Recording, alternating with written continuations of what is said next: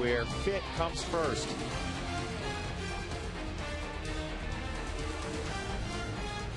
Well, the field looks gorgeous as always, and the Rockies and Reds will play an afternoon affair. And for Colorado, as we said, it's off to San Diego for Dusty Baker's club. They will continue this day trend. They're heading to Chicago. They'll play 3 afternoon games at Wrigley Field over the weekend. Let's take a look at the Reds lineup today against Jose Contreras. Drew Stubbs has been at the top of the lineup each day. Paul Janisch in the 2-hole each day. He's struggling with the bat, though. So's Joey Votto. Brandon Phillips will back cleanup. Johnny Gomes is back in there. He had last night off. Vladimir Balatin is in right field. Adam Rosales starting for Scott Rowland. They're giving Scott Rowland a day. He's 0 for 7 career-wise against Contreras. And then it'll be Ryan Hannigan and Kip Wells. Now the Rockies getting ready to take the field.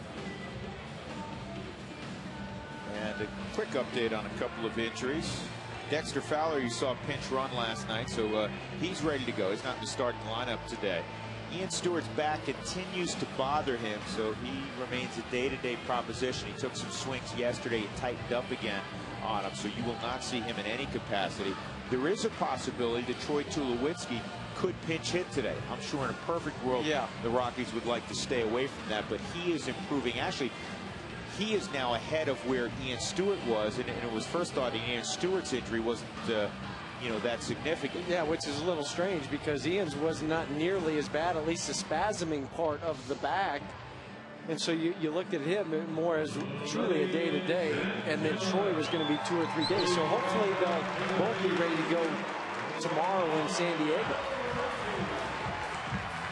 And also, you have the situation with Ubaldo Jimenez. They'll throw a bullpen today, and then they'll reevaluate and probably learn after the ball game as to whether he will make his scheduled start or be pushed back a couple of days.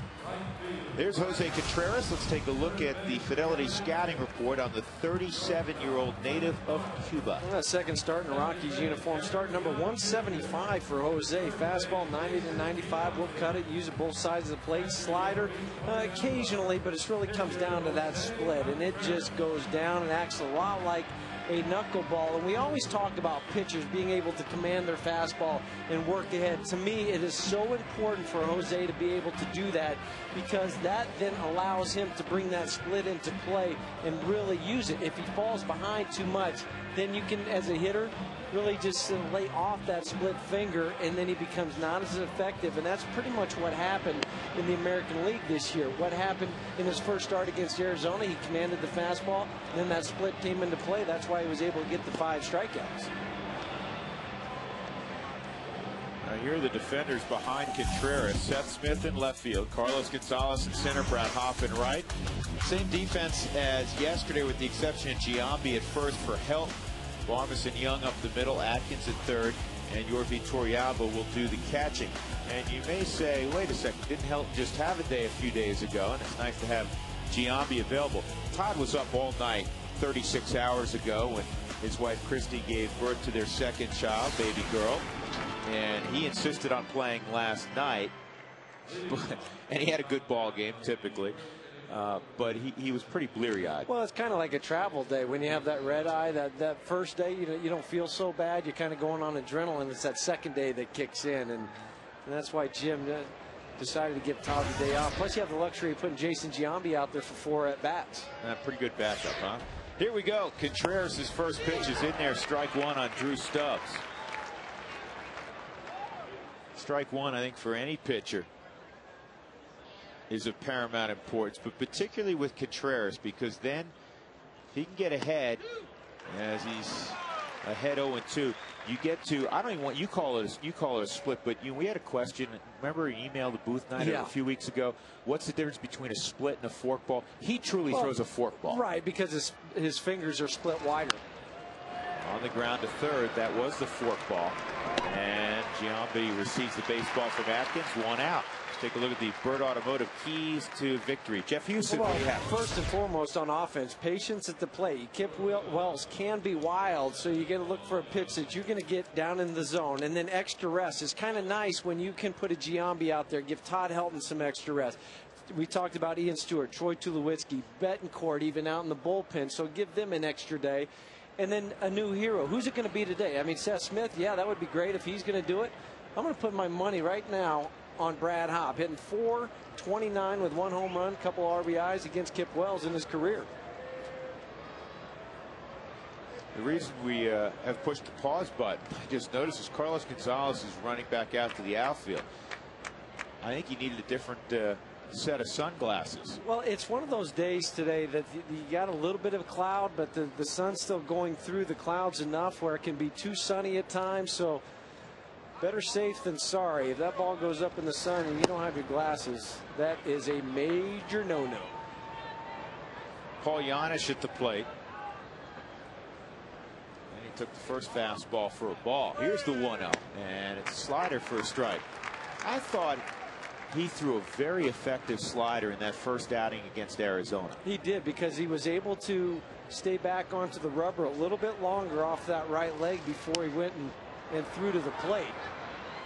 And when he does that, that allows his arm to catch up. And when he can catch up, he can finish out in front with the slider and the forkball splitter along with the fastball.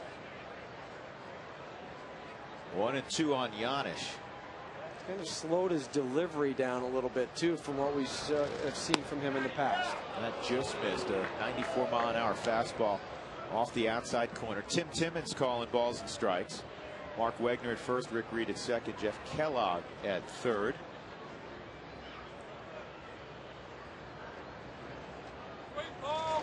And the split, 3-2. Well, the Hyundai Cam, this will give us a great look of how wide Jose's fingers are split. I mean, that's really deep down in between those two fingers and not much rotation at all. And he missed with a slider, so it's ball 4. And Janisch goes to first in front of Joey Votto.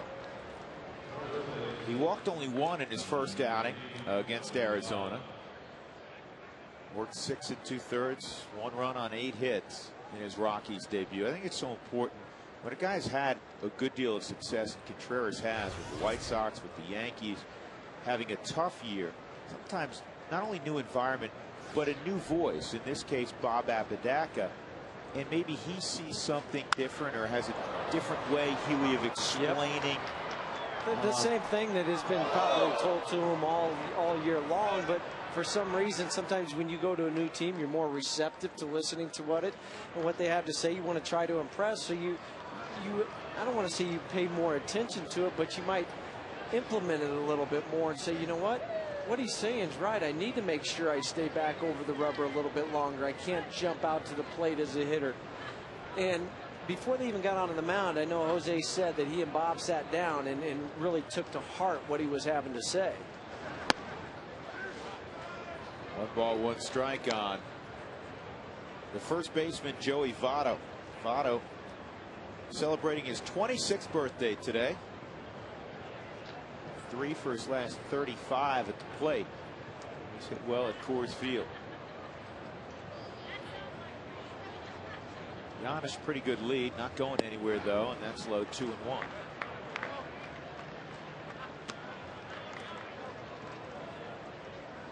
So the Rockies won in walk-off fashion last night, and then they could watch as Arizona won in walk-off fashion against the Dodgers on a bases loaded walk to Mark Reynolds. A couple pitches were close to Reynolds, and fortunately they were called balls, especially the 2-2 pitch. I know you and I both watched the ball game after we got home last night and saw it. It was pretty close, and then the ball 4 wasn't that close. It was definitely ball. Yeah, the 2-2 pitch definitely could have gone either way.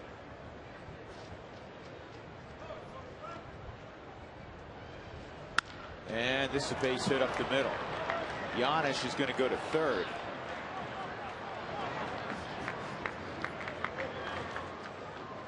So Joey Votto, who's been pretty quiet in this series, singles. First and third for Brandon Phillips.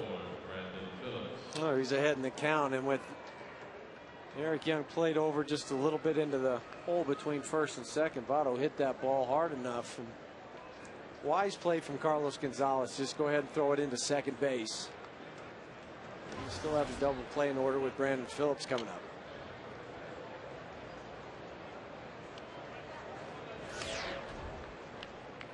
Phillips is just 2 for his last 18. In fact, on this road trip for Cincinnati, they swept Atlanta.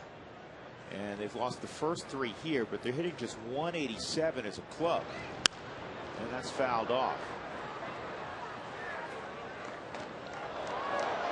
And there's runners in scoring position, 6 for 39. Rockies set for 2 up the middle. 1 out.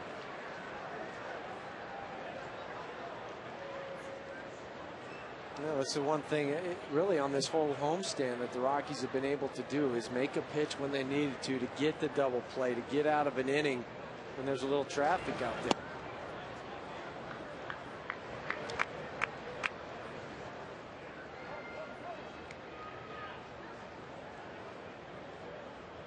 See Contreras peeking his glove. He presets, as Jeff was telling you, he presets that split or forkball every pitch. Well, it's easier to go from there to the fastball grip than vice versa. 2 balls and a strike.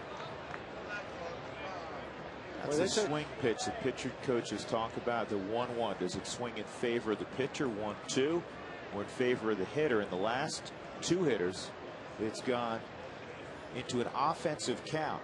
Yeah, you're just more aggressive as a hitter when that happens, because you can look in locations, you can look for pitches. This is a base hit, and it is 1-0 Cincinnati, as they've received a walk and then back-to-back singles by Votto and Phillips. So the Reds get the early jump on the Rockies this afternoon.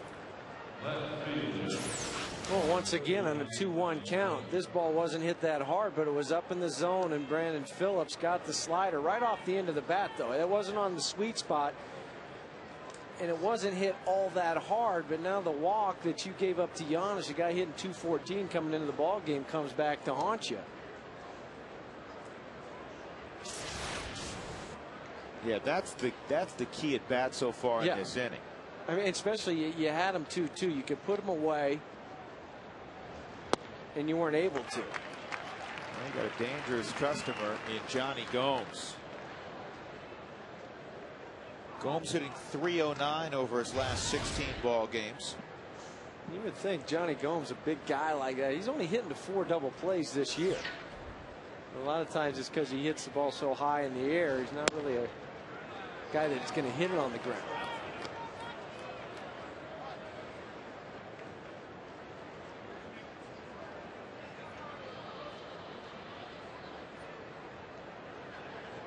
Gomes did not play last night.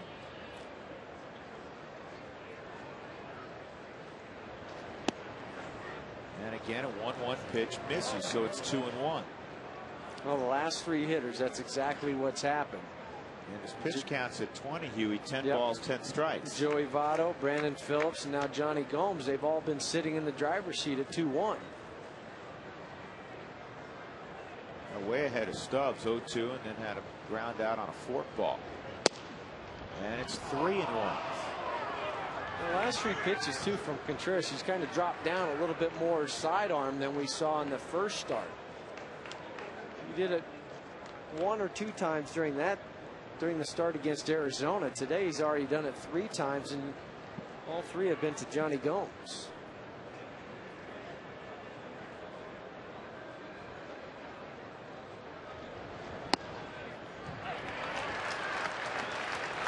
Again, he's throwing out of that 3/4 arm slot. And that one just locked up Gomes a little bit, because that wasn't a bad pitch to swing at. 3-1. It was up about belt high. Vladimir Valentin is on deck. 2 on, 1 out. A run in for Cincinnati. And he missed. Ball 4. Now the bases are loaded. And we're going to see Bob Apodaca come out too. Well, this was the Contreras that was throwing for the White Sox, to be frank, that nibbled a little bit, fell behind in counts. Number of walks was up.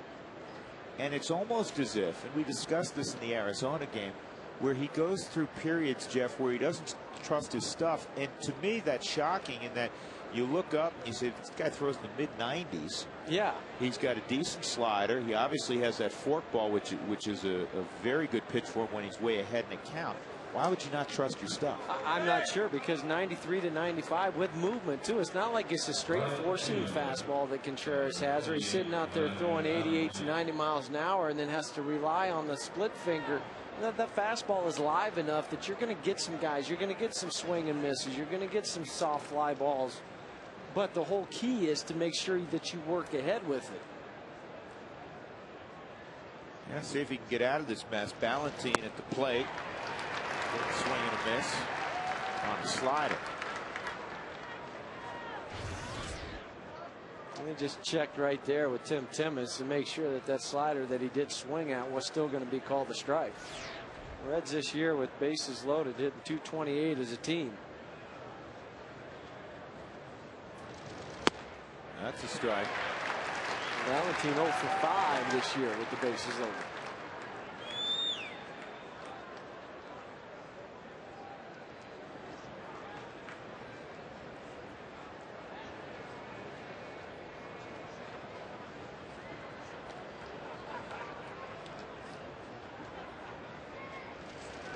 Got him on 3 pitches. Drop down slider. And now there are 2 outs. And Adam Rosales will come up. Right out of the hand from the Hyundai Cam. This is what I was talking about, Drew. That last slider, 88 miles an hour. I mean, that's a tough pitch to try to hit. Doesn't go down a lot, but it's still the difference between that 94 to 95 mile an hour fastball that he's throwing and the difference of 7 to 8 miles an hour to go to that slider. But it's all set up because he was 0-2. Yeah. Here's Rosales making his first start in the series. He's won for his last 14. Versatile infielder. He can play every spot in the infield. And today he is at third base for Roland.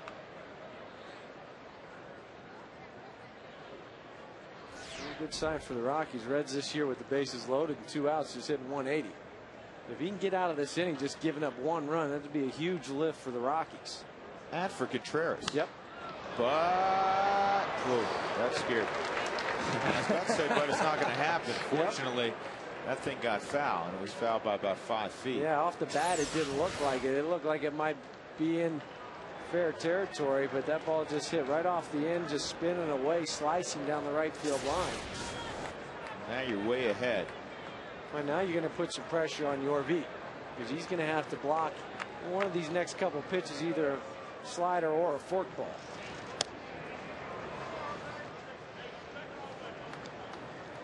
Tell you Yorvik likes his slider here in this first inning. Well, so far, yeah. Well, and a lot of times too, from that arm angle that he's throwing, when he goes more of a low 3/4, that's where the slider comes into play more than the forkball, because you don't get the downward action on it. He went around. He got him. So into first, Cincinnati will leave him loaded. They do get a run. Could have been far worse. 1-0 Reds.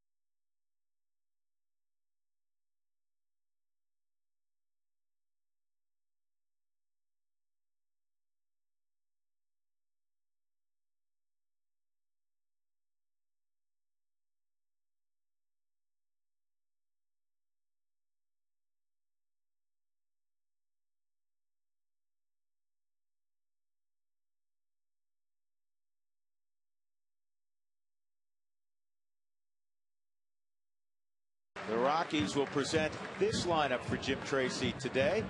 Eric Young Jr. will lead things off, then Carlos Gonzalez.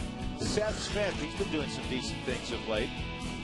Reigning National League Player of the Week. Jason Giambi getting the start at first base for Todd Helton back cleanup. Then Garrett Atkins, he threw out a hit last night, made a very good defensive play also at third. Brad Hoppel bats sixth. Yorvi Torrealba, Clint Barmas, and Jose Contreras as we check the Fidelity scouting report on Kip Wells. Fastball 92 to 96. We'll work at 2 and 4 seam. Sharp little slider when he finishes out in front. Changeup just goes down a little bit. Curveball just occasionally. Wells, when he was with the Washington Nationals this year, 23 games out of the pen, 0-2 with a 6.49 ERA. Just his 7th game here for the Cincinnati Reds, 4th start. Well, at Coors Field, he is 0-3 with an 11.49 ERA. And this ball is ripped to center field, a base hit for Eric Young. You want to come out of the gate after giving up a run in the first, that's the way to do it. He's showing a lot of barrel now from the left side as well as the right side, where he had his first career home run a couple of days ago. Gomes, Stubbs, and Valentine in the outfield. Rosales and Yanish left side, Brandon Phillips, Joey Votto right side, and Ryan Hannigan making his first start since coming off the disabled list. He had a concussion when he was hit with a foul tip. Carlos Gonzalez at the plate, 1 for 5 yesterday. Let's see what Eric Young decides to do over at first. Kip Wells sometimes can be very long to the plate. Yeah. Here's the throw to second, no chance. And you know what? That kid studies hard.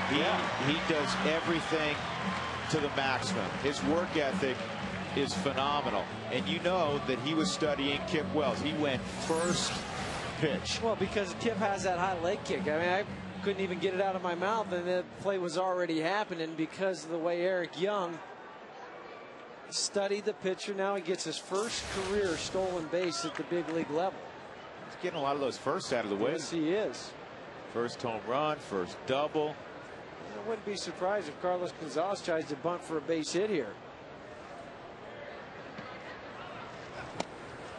He takes down low. Kip Wells has a reputation, and he's been around long enough, so you know, even though he has that great arm, he doesn't handle traffic real well. Well, he doesn't. That's why his career record is 66 and 97. And just a 405 winning percentage, one of the second lowest active all players now in the National League. This ball is hit in the air down the left field line toward the seats, and no room for Johnny Gomes. A reminder, if the Rockies score 7 or more runs in this ball game or any ball game, go to Taco Bell the next day. Your participating Colorado Taco Bell locales between 4 and 6 get 4 tacos for $8. Cargo, Carlos Gonzalez hitting .352 since August 1st. 2-1 count. And there's the bunt we talked about. Wells jumps on it, throws low to first. He came off the bag. You know what? Yeah, he got the out call by Mark Wagner, and here comes Jim Tracy, because to field that baseball, Joey Votto, I think with the naked eye, pulled the left foot off the bag. Yeah, I would agree too. That's why I said he was safe, because he pulled his bag. Kip Wells buries the throw right into the dirt, and as he's scooping it, that left leg, yep, is coming off the bag. Look from the Hyundai cam. Take a look at it. You know what, that, maybe not. Yeah, that foot is on the back. Just from the naked eye, though, it certainly looked like at the same time he was scooping that ball, that left foot was coming off the bag. My apologies to Mark Wegner. You know what, though? It was worth the argument for Jim Tracy, because it certainly looked like he pulled his foot off. Well, just the whole action of it. Here's Seth Smith. Chance to tie up the baseball game. Ball 1. Well, if you went to bed early last night, here's all you missed. 9th inning, Rockies down by a run, 2 outs, no problem. Smith on a 97-mile-an-hour fastball from Francisco Cordero drives in 2, and the Rockies win. And he gets beat up. This is popped up in the infield. Rosales calling for it, and he's got it. So with 2 outs, Jason Giambi will come up. Time to go outside the box with Jack in the box. Kip Wells last year won the Rockies' first game of the year against the Cardinals, and the reason he was starting is that, if you recall, Jeff Francis made that initial start. Jeff's control was all over the place. It was so uncharacteristic. Then it got rained out. So that went bye-bye. And then that was the next day was supposed to be a scheduled off day. So the Rockies threw Kip Wells, who was their long man, out of the bullpen. And he threw a very nice ball game to win what turned out to be opening day part 2. There's a strike on Giambi. All of that, by the way, brought to you by Jack in the Box. Right now, try the mini Buffalo Ranch chicken sandwiches, 3 mini home-style chicken fillets on toasted mini buns. So Giambi hitting .400 in a Rockies uniform, with Young at third. 1-1. Giambi at the plate. A chance, as I mentioned, to get 4 at bats during today's ball game to help him out when he goes back into his pinch hitting role. And that's one thing Jim Tracy was mindful of.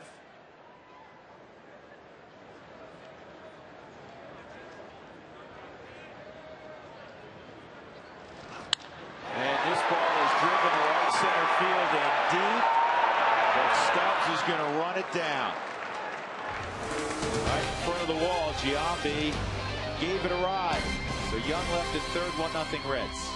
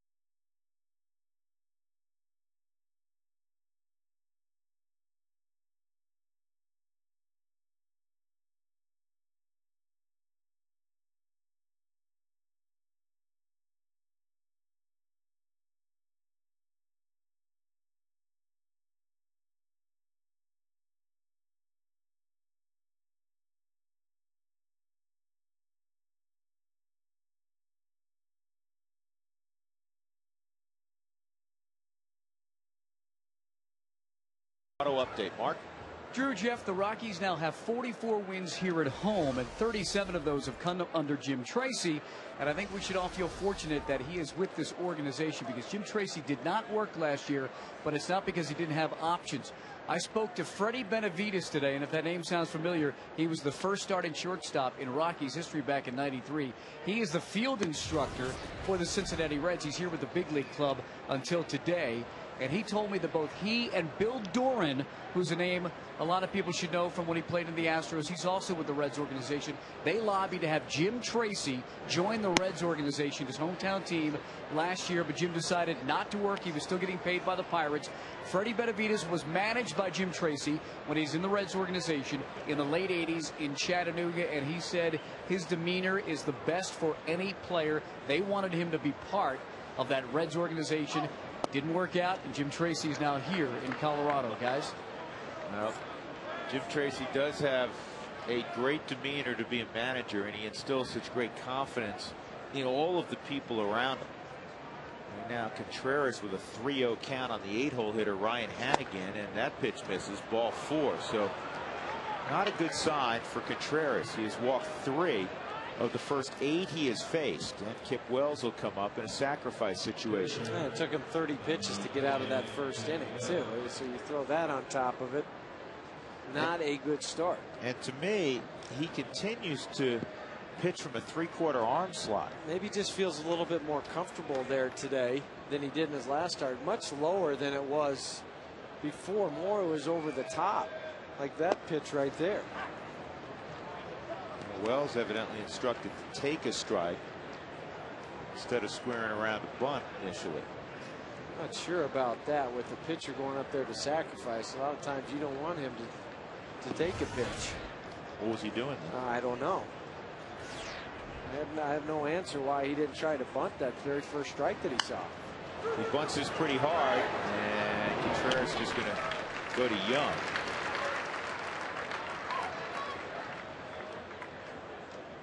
So the sacrifice successful for Wells.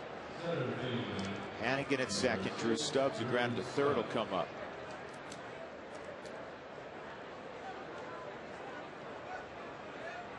Contreras faced Cincinnati during interleague play at Great American Ballpark in Cincinnati when Contreras was a member of the White Sox. He lost the ball game 4-3, went 6 innings, allowed 3 runs.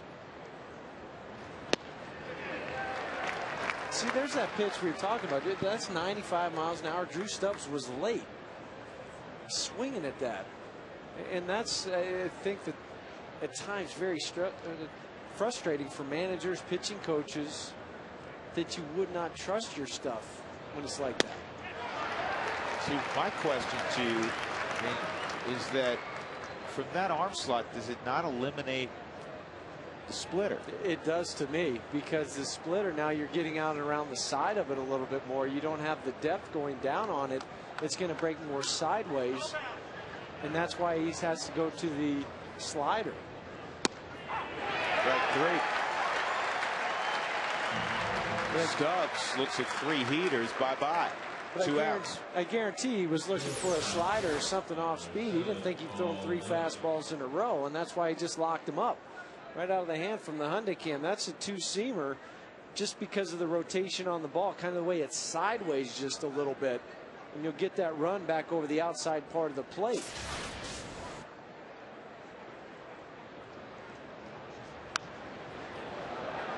Awkward swing by Giannis. Well, that's being caught. Nice catch. Very nice catch. Oh, with the same glove that Jeff Houston wore early in his career, the pink and black model. Well, you can see why I used it, though. Got a lot of outs in it. It's money. Yes. Don't hit it to me. What did you do with that model? At home somewhere? Yep, up on the mantle. 1 ball, 1 strike.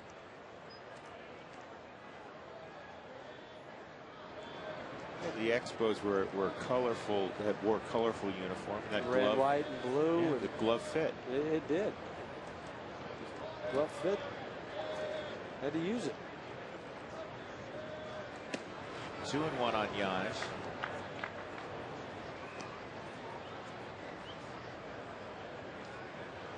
Well, Bo, if you could lend your shirt to that young lady, it would complement the glove nicely. If it snows today, Bo won't get lost. No, we'll find him. Yeah. And this is shallow right field, but Brad got a good jump. Hop makes the catch. A leadoff walk does not hurt Contreras. Middle of 2-1-0 Cincinnati.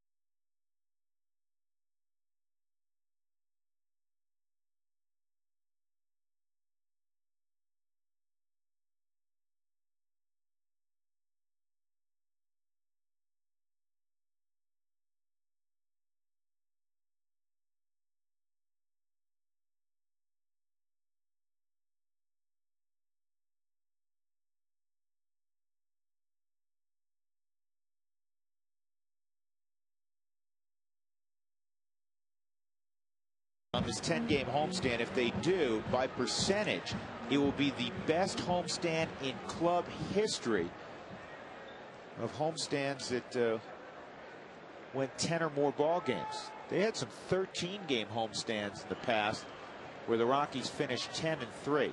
They've never finished in a 10-gamer 8-2. So already that'll be their best 10-game homestand. And an opportunity to go 9-1. Garrett Atkins to lead it off against his former teammate Kip Wells. Sliders in there for a strike. It'll be Atkins, Hop, and Torrealba. Wells gave up a leadoff single on the first pitch to Eric Young.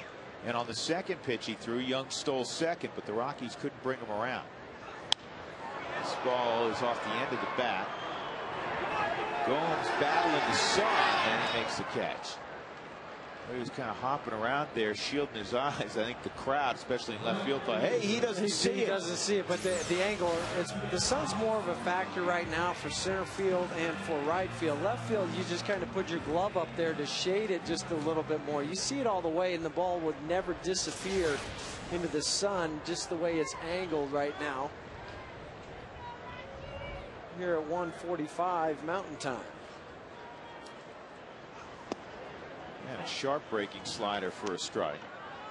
Kip Wells, the kind of guy, he'll show you some stuff and you'll say, wow, yeah, that's good. That's really good. It's just never been consistent. And as we said last inning, he does not deal well with adversity. No, he doesn't, and that's the thing about it. I mean, scouts, you grade him out. You look at his arm, see his stuff, you grade him out pretty high, but it just doesn't play for whatever reason. We talked about 31 games under 5. It's not like he's only had a handful of chances to try to go out there and be a starter. He's had a number of chances to do it, and it just hasn't clicked for him. 1-2 on Hop.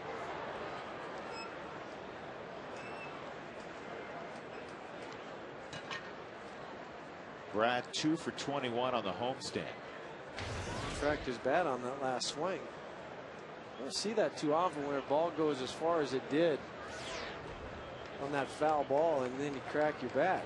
Might have had a hairline fracture in it when he went up there. You just don't see it sometimes as a hitter until you go to swing, and then you say, wait, that didn't sound right.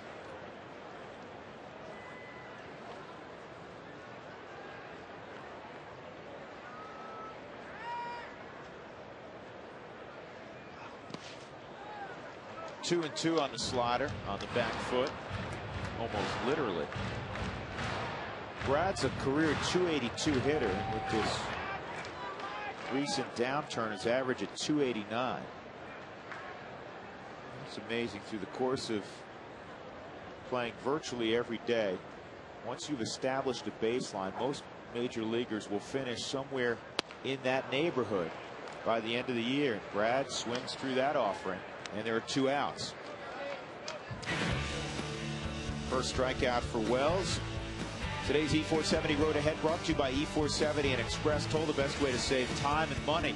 Well, the Rockies will be in California over the next week. San Diego for 3, the Giants for 3, and then it's to Phoenix for a 3-game set to conclude that 9-game road trip. When the Rockies depart later this afternoon, they'll have 21 ball games left, 12 on the road and a 9-game homestand.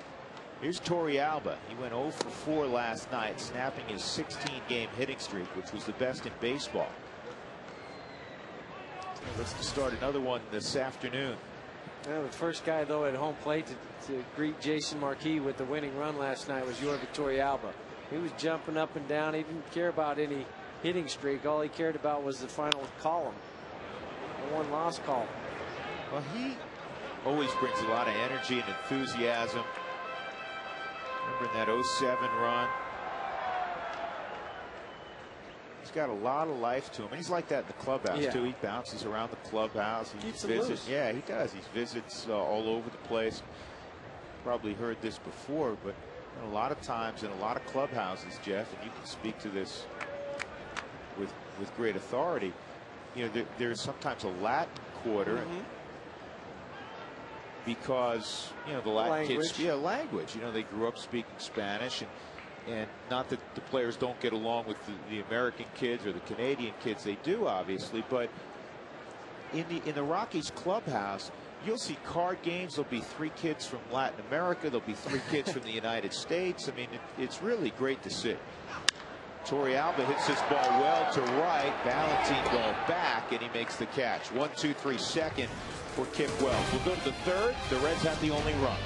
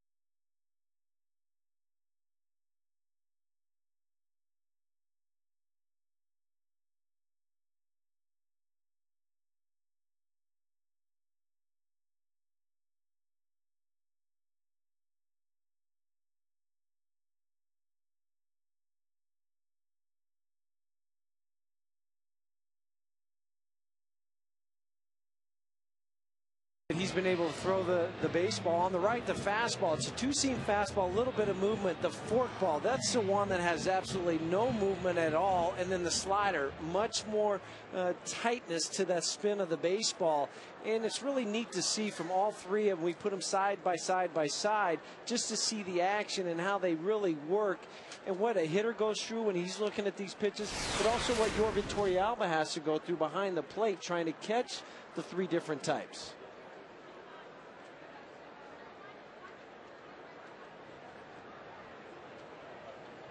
Joey Votto's at the plate. He singled in the first inning after a walk to Paul Janisch, who would score the only run of the ball game on a base hit by Brandon Phillips. That's in there for a strike.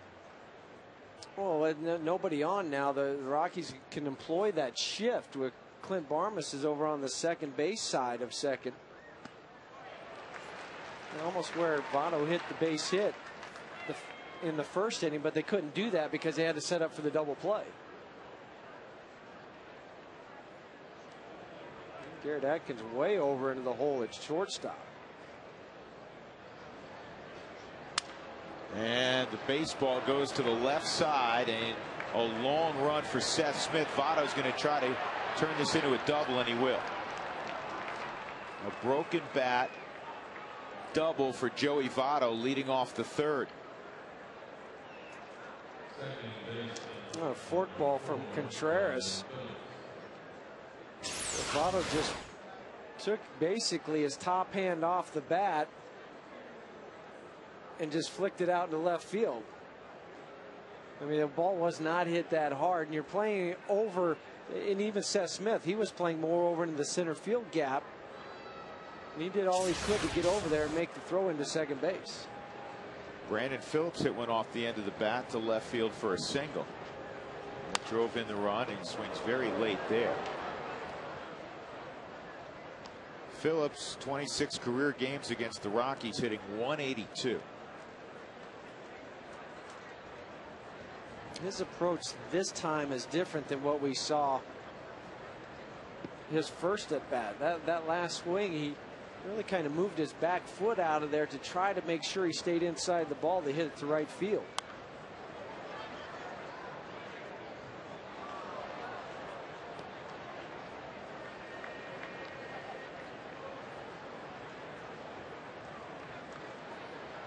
Trying to move Votto to third. Good bat control typically. Well, he's got so much Brandon Phillips. plate coverage. Struck out last night late for just the first time in 36 at bats.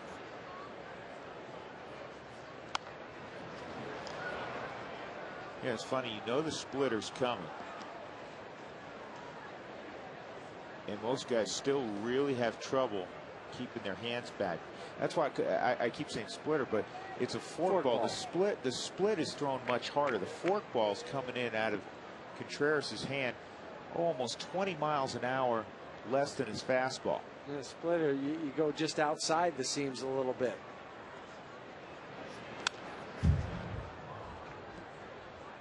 We showed it the other night when he pitched, the way he prepares to throw that fork ball. He uses a softball before the game to put his fingers into a softball to really try to widen those fingers out to get that grip, so when you can throw. This is what I'm talking about, the softball. How about that? Putting his fingers in there, really stretching those fingers out, so when you grab a baseball, it's like grabbing a grape. Well, he just keeps moving on. Finally, he gets to the beach ball, and I mean, he can really make that yeah. thing drop once he gets his fingers loosened up.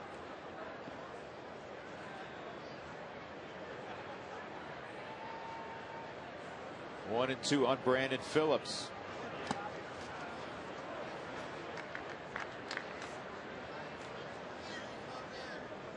Rocks have won 8 straight against Cincinnati, 13 of their last 14 against the Reds.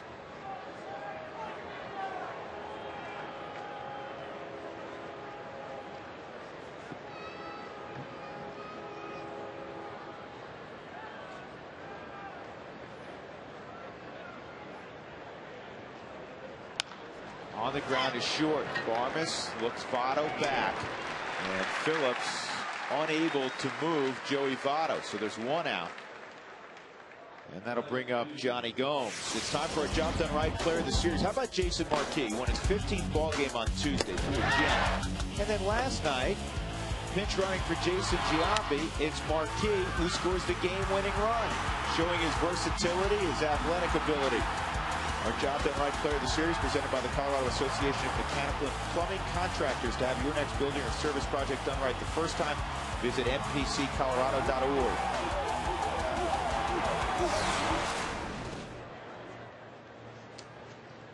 Gomes walked his first time, and this ball's in the air.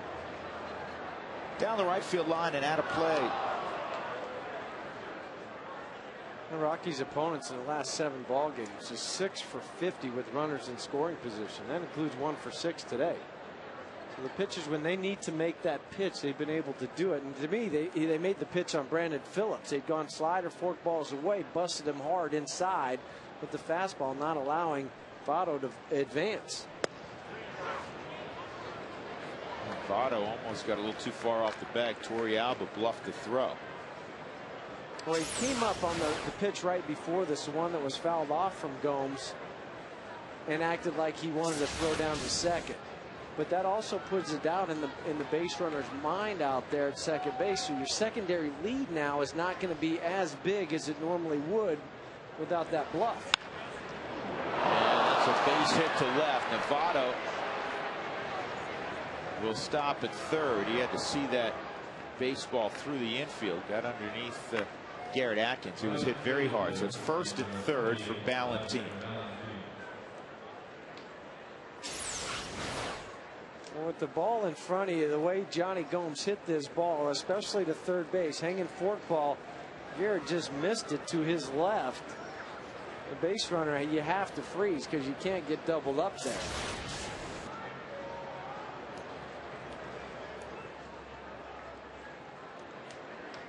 Ballantine struck out on 3 pitches his first time up.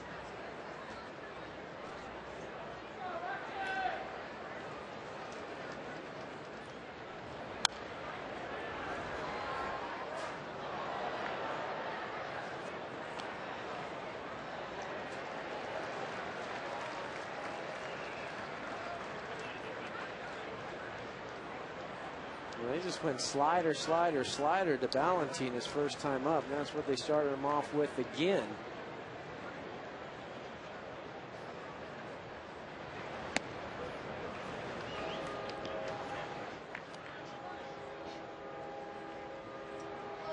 To me, you keep going back to that pitch until the hitter proves that he can't, one, lay off or make the adjustment.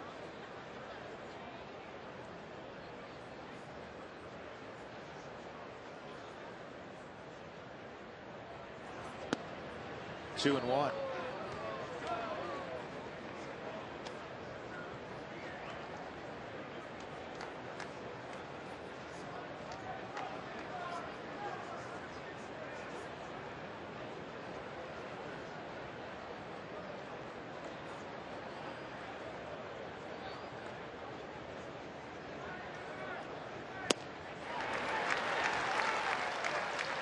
Ballantine swings and misses again, so it's 2-2 on Ballantine. You have Rosales on deck. Chance again. He can make a pitch to get out of it. There are a number of holes in Ballantine's swing. Yeah, down and away is one, and then up and in too. Those are the two areas you can really attack him, but I'd stay away from him. That's going to go foul. It wasn't away from him, but it was up. Trying to get him so he'll reach for it into the double play. Hey, Dad got a baseball. Nice, Dad. Give it to his son. That's why you bring your glove. All right, now can we get the Dippin' Dots? How about the tornado? That's always a favorite of my kids. The tornado out there.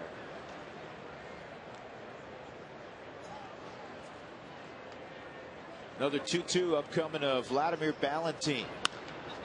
And that's going to go in the same direction. He may have a baseball for his daughter. That was close.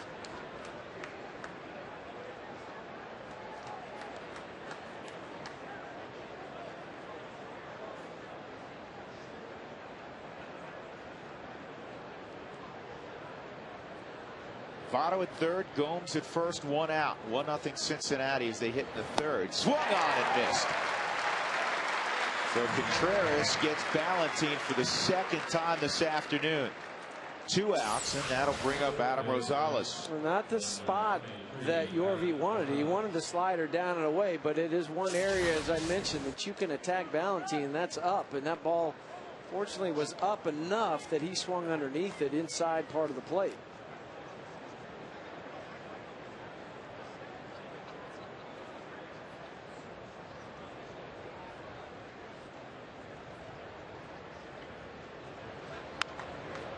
Fouled off. Rosales lost the bat also. Rosales struck out his first time. You don't see that too much on a place where it's not very humid. You'll see it more humid back east.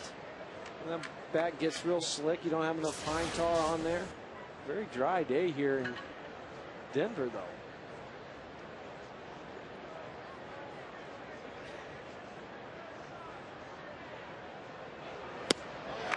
Good pitch by Contreras. Now he's ahead 2 strikes on Rosales. Contreras 65 pitches in already in the third inning. He's dealt with a lot of traffic. He left the bases loaded in the first. The leadoff man got on in the second and reached second. And now he's got first and third with 2 outs. Slider again away.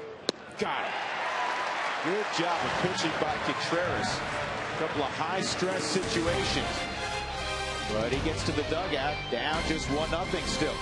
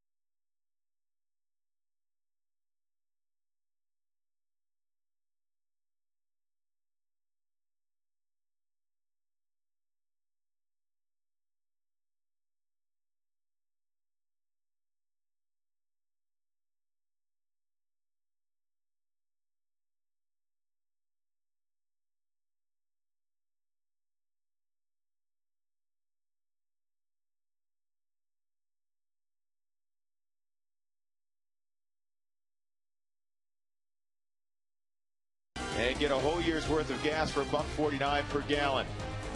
By Geico, 15 minutes could save you 15% or more on car insurance. Visit us at geico.com or call 1-800-947-AUTO. And by Dex, take the sport out of finding local information with Dex in print and online at dexknows.com. Clint Barmes will lead it off with Jeff Hewson and Mark Stout. I'm Drew Goodman. The Rockies trail 1-0. Kip Wells will face Barmes, Contreras, and then Eric Young Jr. And the first pitch is in there. Rockies had a nice chance to tie up the score in the very first inning. Young a single, a stolen base, and he was sacrificed to third, but Smith popped out. Jason Giambi hit one about 410 feet, and that ball's down the line, fair ball. So Barmes digging for second. The throw on its way. He's out at second. Johnny Gomes cuts down Clint Barmes on a perfect throw to Brandon Phillips. Barmes got the slider inside, turned on it, hit it right down the line. And when this ball first went off the bat where Gomes was playing, I thought he made the wise decision to go to second base, but all the way in the air, Johnny Gomes shows his strong arm. Brandon Phillips reaches back and makes the tag. Keep in mind, Johnny Gomes plays right field also, and the reason I bring that out, a guy who plays right field is it's indicative that the guy has a strong arm, and you saw it there. Well, it was because he had to move to his right and then make the plant and throw all in one motion, and that was a strong throw. Contreras hits it hard. It's bobbled for a moment by Giannis, and we'll still get Contreras, and he hurt himself. Oh man. Oh man, Contreras running up the line. I don't know if he turned his ankle. Ankle or knee, one of the two.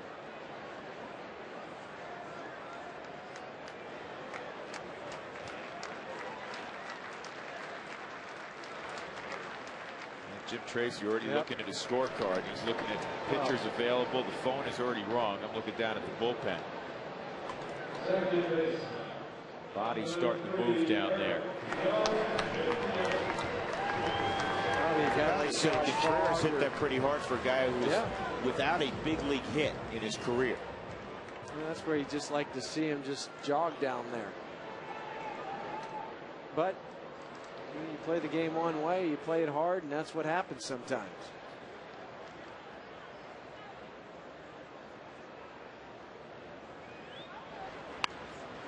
There's a bunt attempt by Young, and Wells stabbed at it, no play.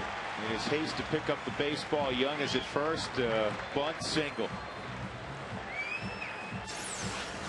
Take a look at Jose. He takes a peek, but then that's when he pulls up. It looked like he pulled something. I mean, yeah, the ankle didn't roll over. A quad.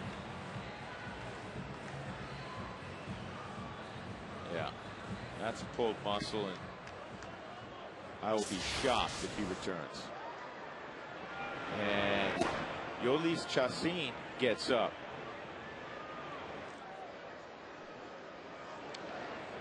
Young ran first pitch after singling in the first, and he stole second easily for his first career stolen base. I wouldn't go first pitch. I think they might try to pitch out.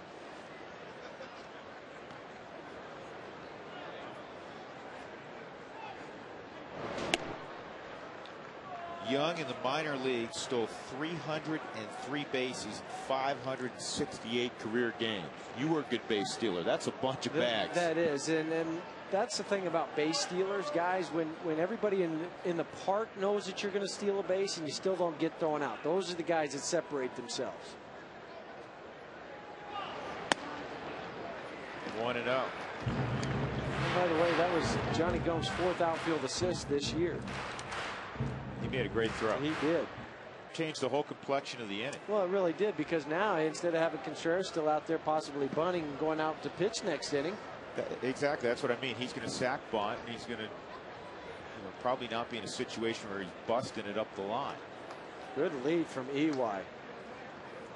Not going outside 2-0. Did you see how Eric Young just flinched just for a second? Kip Wells was a lot quicker to the plate that time, only 1.06 seconds compared to the time he stole is 1.25. And that's smart on Eric Young Jr.'s part to realize that and not just take off running. He sped up his delivery also, and he missed by 3 feet. Right. Well, that's the other thing that you get when pitchers aren't comfortable, as you talked about, with traffic out there. Not a pitch you typically run on. He takes off, and the throw to second is nowhere near in time. And Young showing what he did all season long, first for Tommy Runnels and then for Stu Cole at Colorado Springs, just wreaking havoc. Well, it's 0.2 of a second slower to the plate that time for Kip Wells. And the throw from Hannigan was not that bad. It was 193, and a guy that's thrown out 45% of the runners. But the jump that Eric Young Jr. got was so good, and then the speed takes over on top of that. How about the depth the Rockies showing in their organization? Fowler goes down for a couple of weeks, and you bring up an Eric Young Jr., and he's getting on base, he's stealing bases, he hit one over the wall, ball 4, and now with 2 outs, the Rockies have 2 on for number 7. Here comes Seth Smith. And that's why at this time of the year, in a pennant race, that's why you need that depth, because guys do start to get nicked up, and that's what the Rockies have been able to do. And another guy right there, Jose Contreras, that had to come in and fill in for Aaron Cook.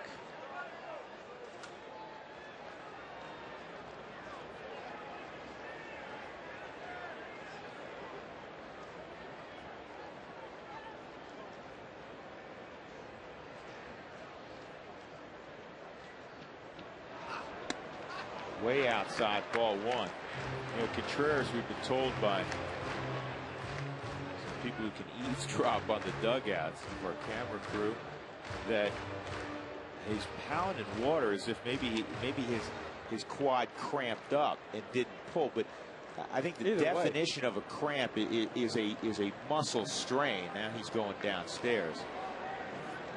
Yeah, either way, I don't see him coming out next inning. Whether it's just a cramp, which would be the best of anything if there's going to be something wrong with him. So yeah, you can pound all the water you want, but once that does that, it's tough to go back out and still perform. That's a strike. 1-1 on Smith. 2 outs. Rockies trailing 1-0 as they bat in the 3rd. Jason Giambi's on deck, or Russell Crowe, as his manager calls him. The Gladiator. The Gladiator. Yeah.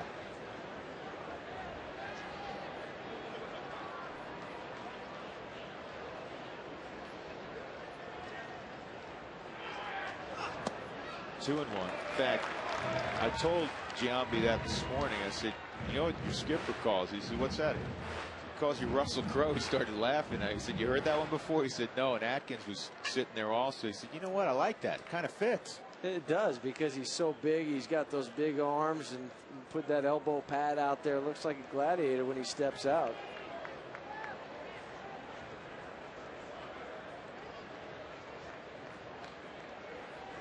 Two and 1 on Smith. He popped to 3rd his first time. This ball is ripped for a base hit. Young will score. Going to 3rd base is Gonzalez. Seth Smith has tied it up. Doing some early work this afternoon. 4 RBIs in the last 18 hours for Seth Smith. Well, you know he was disappointed leaving Eric Young Jr. at 3rd base with 1 out back in the 1st inning. And now this time he's got another opportunity, this time with 2 outs. They beat him with a fastball last time. This one was a slider that just hangs up there and acts just like a BP fastball. Seth Smith gets out and gets a full extension on this ball. Brandon Phillips tries to jump up and catch it, but just not able to get it. That's just a pretty swing that Seth Smith puts on the baseball. 2-out rally for the Rockies. Smith now with 14 RBIs on this homestand. And now Giambi, who nearly hit 1 out his first time up, to dead center. He takes a strike. Giambi has played 16 ball games in his career at Coors Field, a .333 stick. 2000 American League MVP, 5 times an All-Star.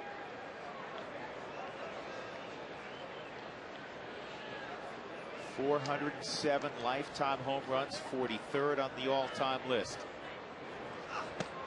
1-1.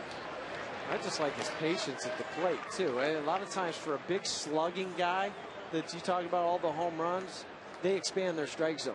Jason does not do that. He'll take the walk if you give it to him. Yeah, he's going to strike out some. That just happens with a big swing guy like that. But he's very disciplined, and that's a rare combination. He's a better hitter than probably many people realize. Not just a slugger. Good swing there, short to the ball. Yep. Bill Guyvette is the assistant general manager of the Colorado Rockies. Goes back to Montreal days. Bill was a very good player in his own right at the University of California, Santa Barbara. He was telling me the other day when he first saw Giambi before he went to Long Beach, and then when he was at Long Beach State, he said he was a lot like Helton. He had a ton of base hits to the opposite field. He wasn't a power guy. Well, a lot of times powers develop a little bit later on. You figure out how to hit first, and then you figure out how to use that power where you pull it inside, pull those hands in. Stays alive. Giambi, a lifetime 282 hitter. That's nothing to be ashamed of. That's a real solid big league average. 282 with over 400 home runs, as you mentioned. Career .527 slugging percentage, which is 54th all time. Lifetime on base percentage, to your point about the walks, .406. That's 45th on the all-time list. First and third. Gonzalez at third. Smith at first. 1-2 on Giambi in a 1-1 ball game. And this ball is dumped to the center field. Stubbs going back, reaching up, and he somehow lost it over his head. 1 run is scored. Here comes Smith to the plate. It's a 2-run double for Giambi. That thing was flat smoked. He's talked about staying on a pitch. That's what Jason does with this one. He just stays right on it. Now all 3 of the runs so far have been scored with 2 outs. Watch Stubbs. Stubbs thought he had a beat on it, but Jason's so strong, and Stubbs plays a pretty deep center field. He goes back and then really just got kind of turned around. That ball was hit right to him. It looks like I was with you when he first. I thought he caught it. I thought he did too. I just heard the reaction of the crowd. We kind of got blocked from our angle because it's straight on from center field or from home plate where we are. But the crowd reacted like, yeah, it got by him, and sure enough, it did. Atkins takes a strike. One more look at it. He reached up, went right off the top of his glove, but he really got turned around. He didn't know whether to turn to his left, turn to his right, or backpedal, how to get back at it because the ball was hit straight onto him. 0-1 on Atkins. This ball hammered high and deep left field. The drive home is over for Garrett Atkins. His first home run since late April at Coors Field. It's 5-1 Rockies. Giambi will be the first to greet him. April 25th to be exact, Drew, the last time Garrett Atkins homered here at Coors Field.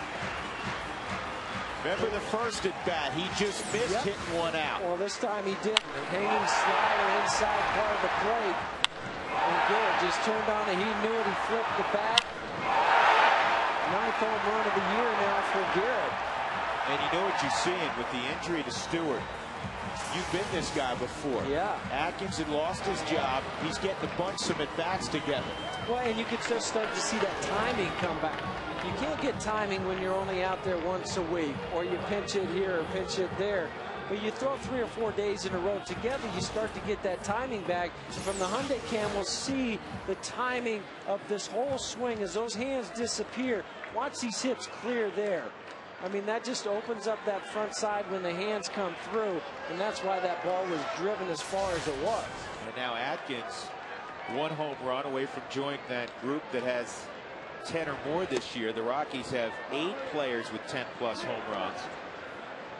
Atkins, 9 homers, 43 RBIs. Well, think how quickly this inning changed, too, because you had Clint Barmas led off with the base hit, was thrown out trying to stretch it to a double. Then Contreras gets out. All this happened with 2 outs and just a little bump base hit from Eric Young Jr.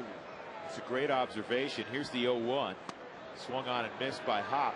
Because, you know, initially as a fan, you're bummed out. Looked like Barmas had a double. He gets cut down. And then Contreras gets hurt. Yeah. And you're saying, oh, wow, it's 1-0. Your starting pitcher's going to have to leave the ball game 3 innings in. The next off day's a week away. Contreras is already a fill-in for Aaron Cook. This ball popped to left field. And Gomes makes the catch. But the Rockies turned that inning completely around. It began with a bunt base hit by Eric Young Jr. Then Jason Giambi, a.k.a. Russell Crowe, doubles in 2. And Atkins smacks one of the seats and left. 5-1.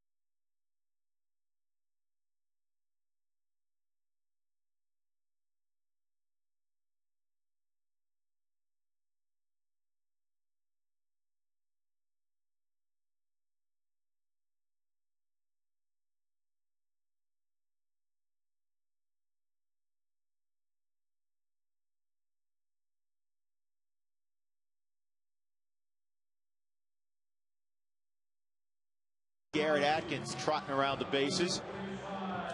But now with the injury to Contreras, it'll be Yolis Chacin, who pitched really well out of the bullpen and struggled in his 1 start with control, which shocked everybody in the organization because he had great control throughout his minor league career. He's a kid, though. He's 21. He's going to get an opportunity here, maybe to pick off a win.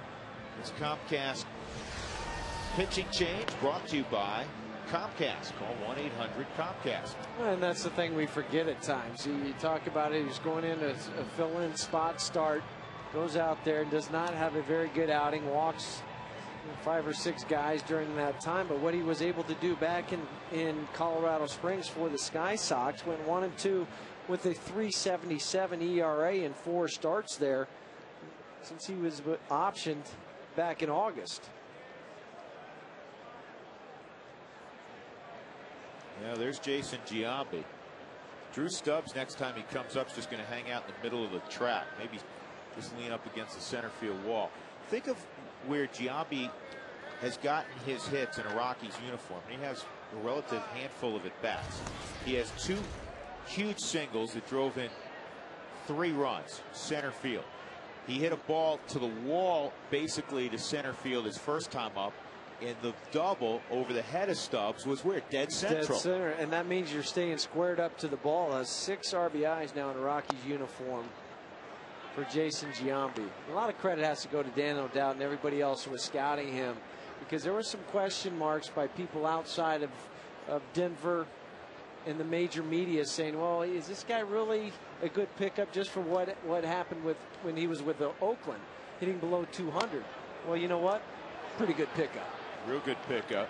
Chacin 3-0. And Torrey Alba is going to go over and say something to him. And you know what? Here comes Giambi also. And Giambi met Chacin for the first time 2 days ago. And that brings me to another Giambi story.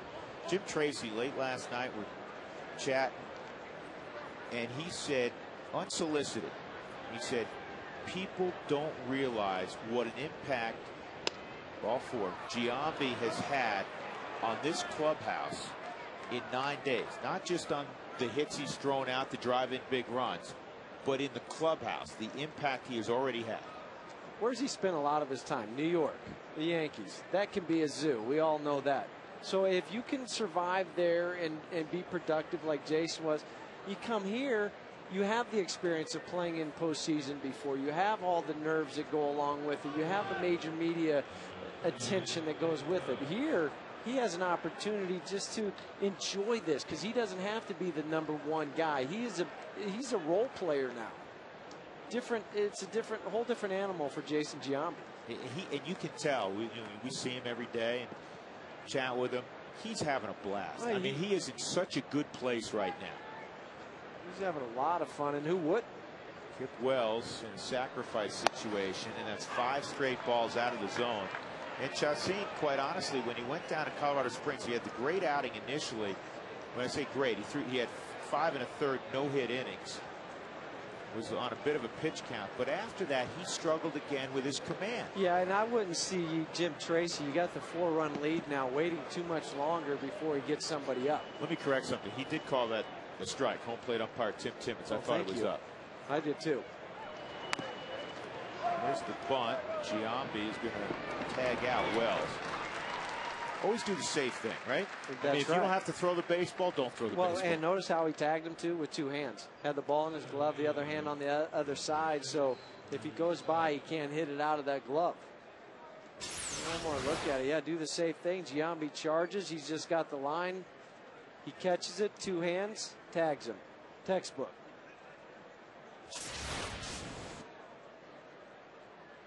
Top of the order, Drew Stubbs, ground ball to third, caught looking. Contreras went 3 innings, gave up 1 run on 4 hits. He walked 3, but struck out 5. Pitched out of a couple of jams, including after 1 run had scored in the first, a 1-out bases loaded situation in which he struck out Valentin and Rosales back to back. 1-1. And he had a first and third situation in the third. And Contreras struck out Valentin and Rosales back to back. Well, when he needed to make some pitches, that's what Jose did.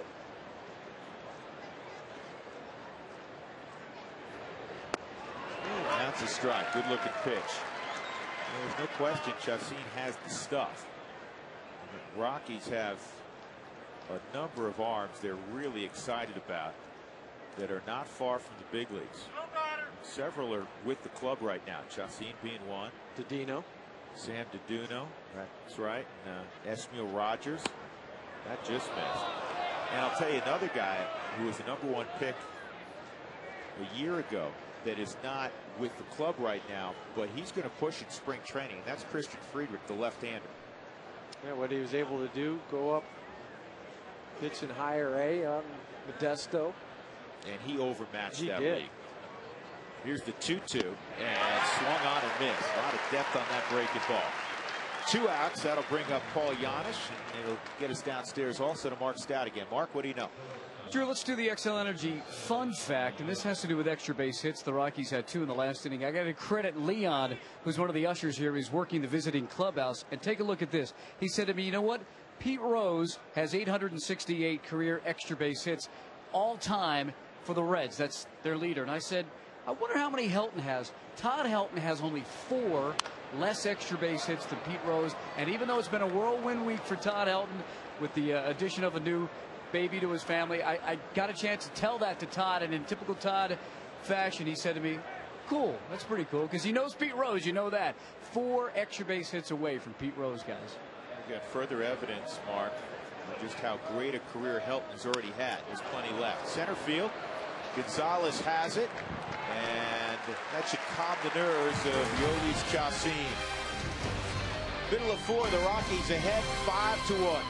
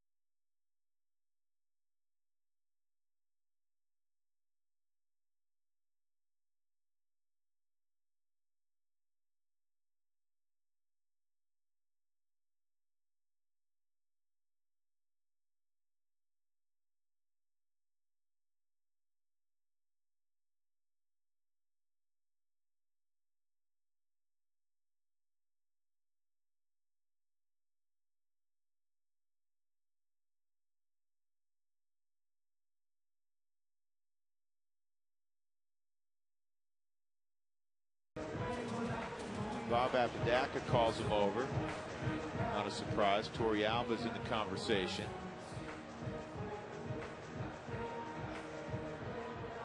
And then after the conversation, we will fast forward and handshakes. And then Jim Tracy, as he started to head downstairs, called him back. And he looks to be okay. You surprised he gets only one inning? Yeah, a little bit. He's due up third this inning. Yeah, I mean, that would be the only other thing. Juan now up and tossing for the Rockies. This is a game, now the Rockies are going to really have to piecemeal. Broken bat pop-up. That bat went into the stands. Hopefully everybody's okay. Torrealba retired. I want to point something out. And we're going to find this out, maybe not in time to let you know while we're on the air. But after the ball game, Jimenez will have thrown his bullpen.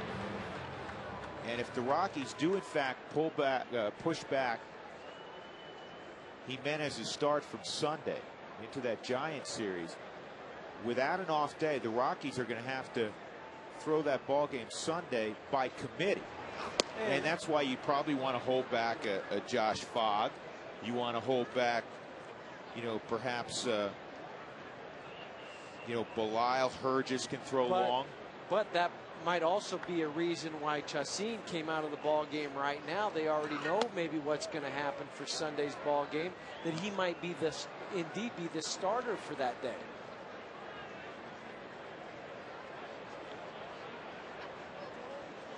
I would think, again, this is guesswork right now. I would think that Fogg, if they have to push back Jimenez, would get the baseball. 1-1 on Barmes. On the ground foul. And the reason being is that Fogg's a veteran guy. Yeah, he's going to handle it. Right. And he's going to be able to handle the pressure. CIN, in his first outing, he walked 5 as a starter. He really didn't handle it. He threw 4 straight pitches to the first batter he faced today. I don't know if that's what you want to do, is have him start the baseball game. Yeah, I'm throwing it out there as an option, just kind of so you keep everything available for Jim Tracy and his staff. I would tend to side with you with Josh Fogg being the guy because he has experience. He's won over 10 ball games in a season 3-4 different times. More experience, and the nerves of starting in a game like that would not affect him. 1-2 on Barmes. Mike McCoy has come out on deck, and it's going to be Mike's first big league at bat. Imagine what the butterflies are like in his stomach right now. It's been a long road, a long odyssey for McCoy through several organizations and a ton of minor league baseball games to arrive at the big leagues. And congratulations to Mike. Here's his first major league at bat for the 29-year-old. Unfortunately, he got a little bit of those nerves out playing defense last night, but there's still nothing like stepping into the box for your very first major league at bat. Get that first knock out of the way. Why not? He takes ball 1. He had a real good year in AAA. He's just a baseball player, Drew. That's what he is. I mean, you look at his size, 5'9", 175, doesn't jump off the charts that way, but he's a winner. He's just a baseball rat.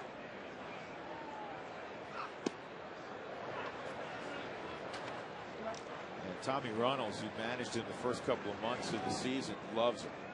You know, Tim Wallach, a former teammate of mine who managed AAA this year against Colorado Springs, just loves this guy as well.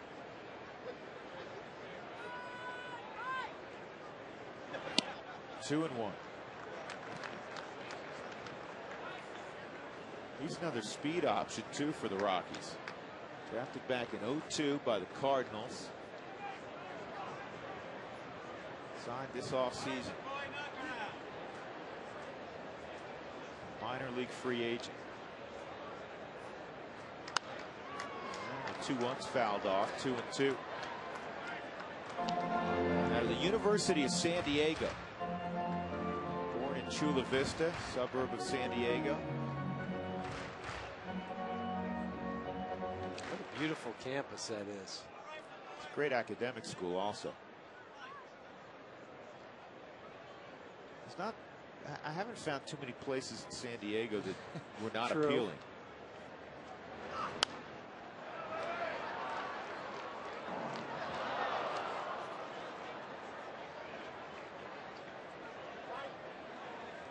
There are a lot of baseball players, I think, like Mike McCoy, where at first glance you may dismiss him because he's not going to strut up to the plate, look like Jason Giambi or hit the ball that far, but you have to watch him for 30, 40 games. And he's one of those guys, yeah, he just grows on you. David Eckstein comes to mind for me. Just one of those guys that just goes out there and wins and competes and finds a way to beat you. That's what Mike McCoy does. He's not going to overpower you. I mean, you grade out his tools, you do all that. But when it's all said and done, well, he's put up pretty good numbers, and his ball club has won along the way.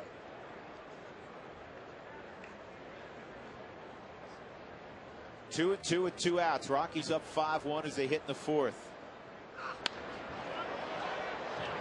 McCoy battles away on Wells. Rockies got all 5 runs last half inning, or excuse me, in the bottom half of the 3rd inning with 2 outs. This is what he does too, a little bit of old school where he chokes up on the bat. You don't see that too often at the big league level.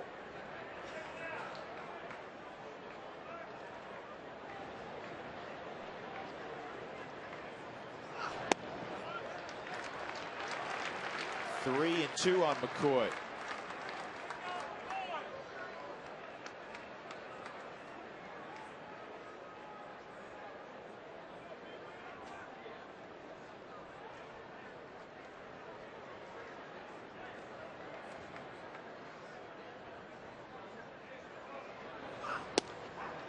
Strike 3. At the knees, McCoy called out. So Wells strikes out Barmes, and Mike McCoy in his first big league at bat. 5-1 Rockies as we turn the page to the 5th.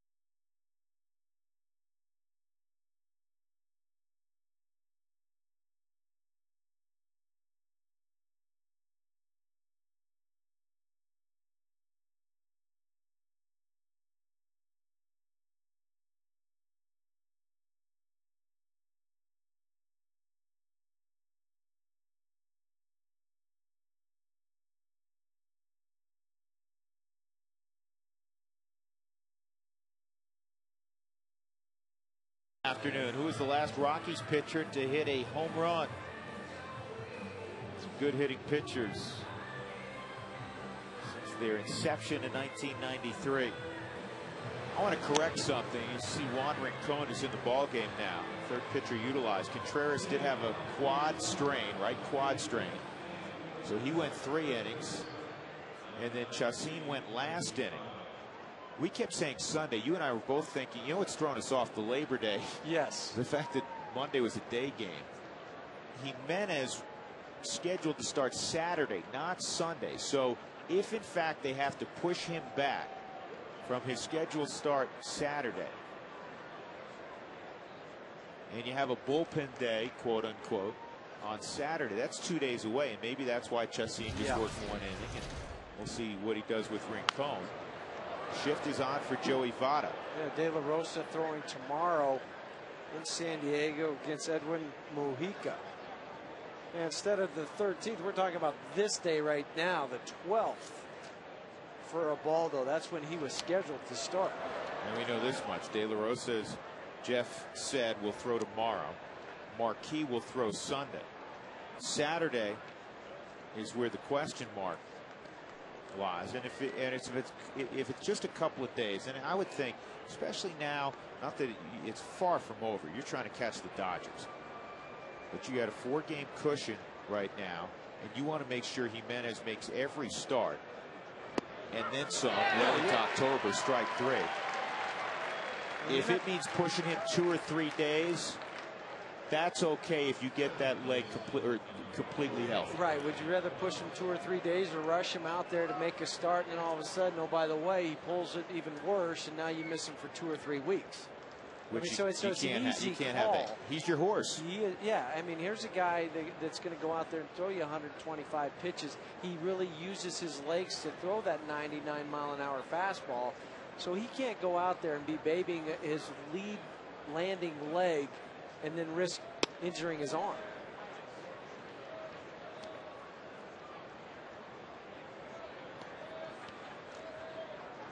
One 1-0 on Brandon Phillips, an RBI single in the first and a ground ball to short.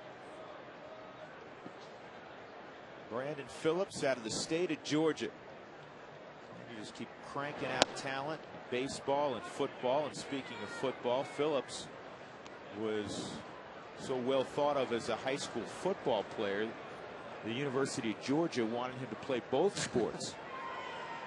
Pretty rare when you get to a major college like Georgia that they'll let you play both sports. Well, they have a couple of guys in their dugout who had that problem. That's a good problem to have. Yeah, good problem to have. Darnell McDonald being the other. There's a nice piece in the Denver paper about Darnell. Absolutely. His first career home run a couple of weeks ago. Slowly hit, and it's going to be a tough chance for Atkins. No play. Phillips runs well. It'll be an infield hit for Brandon Phillips. So with one out, Phillips aboard for Johnny Gomes. Hey, if you're not already a season ticket holder, the best way to guarantee your opportunity to purchase 2009 postseason tickets is to make a 2010 season ticket deposit. This is a limited time offer, so you need to act now because the deadline is tomorrow, September 11th. Call 303-ROCKIES or go online to ColoradoRockies.com and make a 2010 season ticket deposit for your chance to purchase 2009 postseason tickets.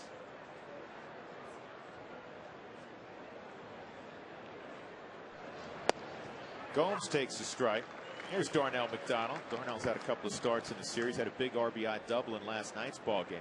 So Darnell drafted in the first round by the Orioles in 1997, and he persevered. 12 years later, he gets his first big league home run. Runner going, and Phillips is stolen second. 24 stolen base now on the season for Brandon Phillips. Well, he just took off right away. The leg kick, the slider. Even if Jorvik would have caught the baseball, he would not have had a chance to get Phillips with that head down. It wasn't a hit and run or anything like that. He just took off with trying to steal the base.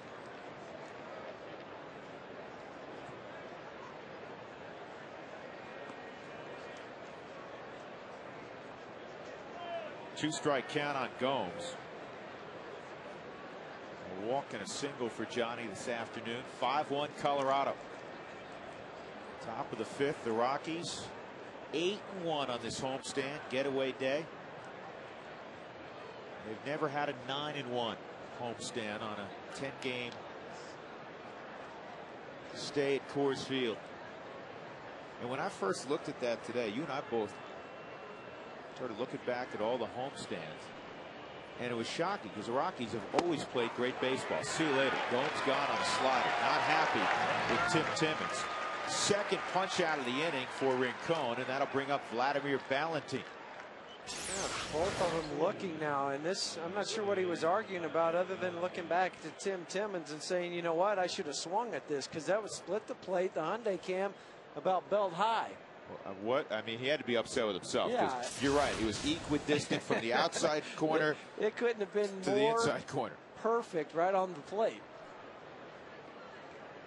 Ballantine has struck out twice, and he takes a big hack. Didn't get any baseball. It's 0-1. First fastball that Ballantine's really seen today where he had an opportunity to hit it. All the pitches he saw from Contreras were the sliders. Now he's had his one opportunity. Don't look for him to get another one. Go back to the sliders again. Rincon throws that slider about half the time, except when he throws the fastball. No, I think it was a slider. It was 88 miles an hour. It might have been one of those fastballs got around just a little bit more than the slider, because you're right, typically his slider's about 84, 86 miles an hour. 0-2 on Ballantine. Torrealba wants the pitch up. That was the heater. It remains 0-2. The three pitchers used by the Rockies this afternoon have struck out 8. 5 for Contreras, 1 for CIN, and 2 here in the inning for Rincon.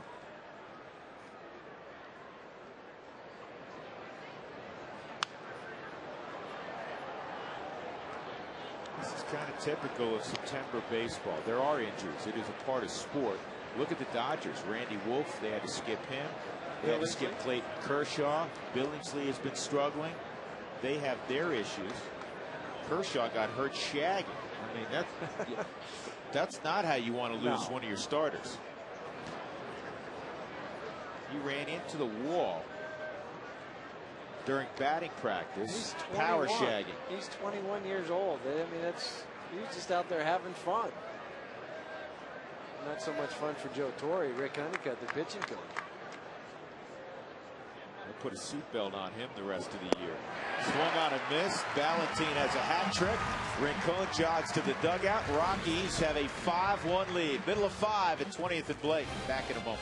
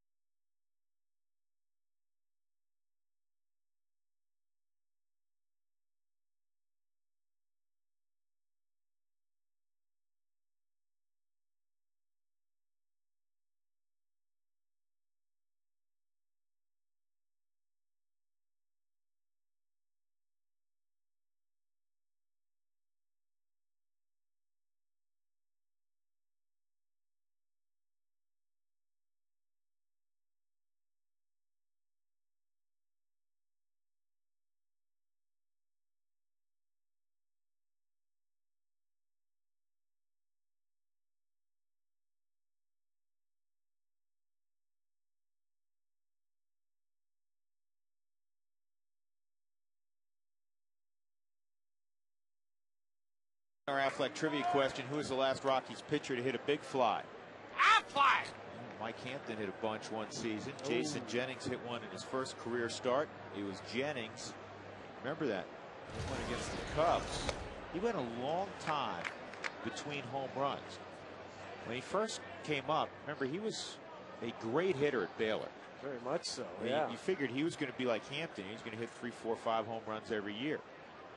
Eric Young Jr., 2 singles, 2 trips. And he works ahead of Wells, 2-0. Adam Rosales is in on the grass at third. Votto is back. Wells had a chance to field the bunt. Stabbed at it, tried to pick it up too quickly, and Young was gone.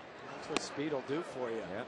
Now it's 3-0. Cause you to make mistakes, and that was the whole downfall for Kip Wells in that inning. There was 2 outs, and Eric laid down the bunt. And speed got him. Next thing you know, Rockies roll out a 5 spot.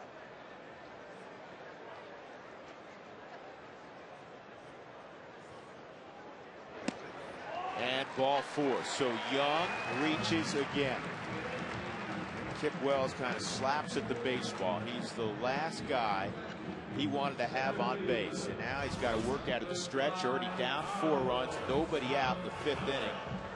As the pitch count continues to elevate.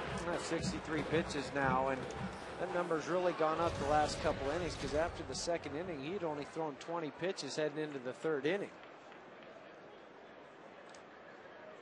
Carlos Gonzalez, a sac, bunt, and a walk. Outfield straight up and deep for Gonzalez. 11 home runs for Carlos. And they pitch out. That's what I thought they'd do last time. They'd do the pitch out, and then that's why Eric Young Jr. waited till the 2nd pitch. What percentage of the time, roughly, would you go after a pitch out occurred and you weren't going? Oh, probably 75% of the time. Next pitch? Yeah, the next pitch, because very rarely where they're going to throw back-to-back pitch outs. And then all of a sudden you find yourself behind 2-0 if you don't get him, and you got the meat part of the order coming up.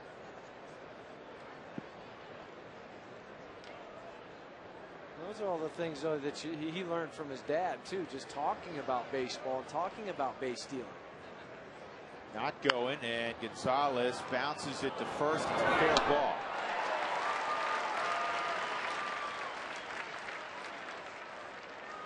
Well, Gonzalez bummed out. He rolled over the top of that. But Young in scoring position at second. Right down the line, you make the tag at first base. Joey Votto did. With that speed, tough to get a guy like Eric Young Jr. You might want to eat that next time. Just put it in your back pocket. Now Seth Smith came up with the Rockies down 1-0, 2 outs in the 3rd inning, and he lined a single to right center field to tie it up. 4 RBIs since last night for Smith. On the inside corner, according to Tim Simmons, for a strike. Boy, I don't know about that one. Seth Smith doesn't agree with it either. He's talking to him right now the whole time, but doing it in the right way. Just kind of put your head down and say, "What? Wait a second." That ball, especially the way kind of Hannigan caught it, kind of went away from his body a little bit. And that catches the inside corner. Now Smith, maybe more so than any hitter on the Rockies. You have a very aggressive offensive club. He is right on top of the plate. That's a little bit. Typically, we don't see him quite as close to the plate as he is right now. But sometimes you'll go up there with different game plans against different pitchers, and you'll move around just a little bit in the box to make yourself feel more comfortable. 1 ball and 2 strikes on Smith. Giambi on deck. 1 out. Eric Young Jr. is at second. He's already scored a run in the ball game. He scored 5 runs in his last 4 outings.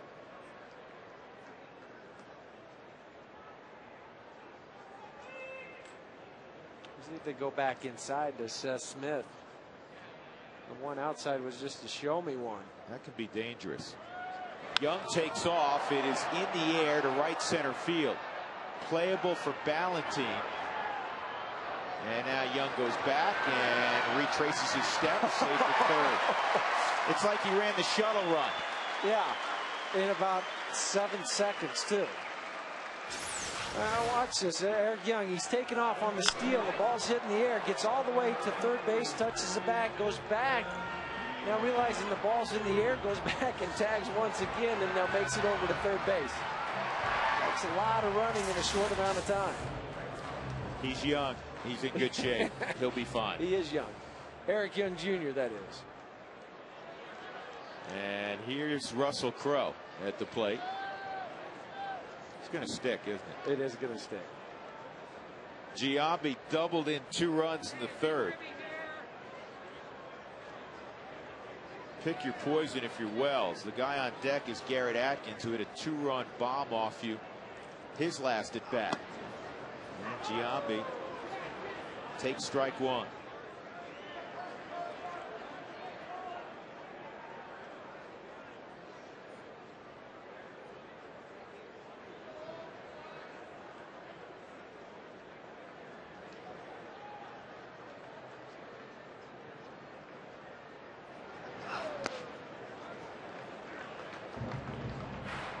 Watching the secondary leader, Eric Young Jr. You mentioned how there were numerous conversations growing up, even before EY was in professional baseball, with his dad. Well, look at the distance over there between Rosales and the bag. So you can get off as a base runner, you can get off that far and then still get a good secondary lead, because it's a long way for him to run over there, and you don't want to vacate the hole with Giambi up to bat. 2-1. But yeah, I mean, you're right. You just talk baseball. You got a baseball dad. You got a baseball player as a son. You talk about situations. Both of them have speed. Both of them are very similar type players. So why not learn from a guy that's had success like your dad has? And if Wells has a slider that's blocked, it gets only 8-10 feet away, Young with that secondary lead, still a chance to score. It doesn't even have to get off the dirt.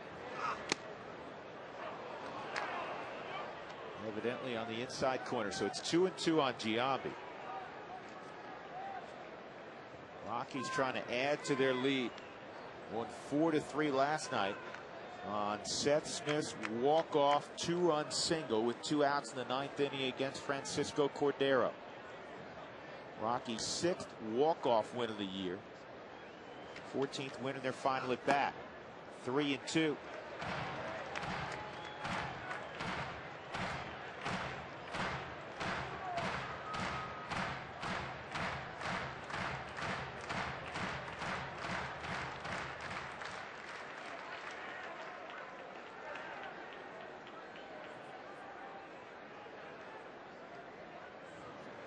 With the slider.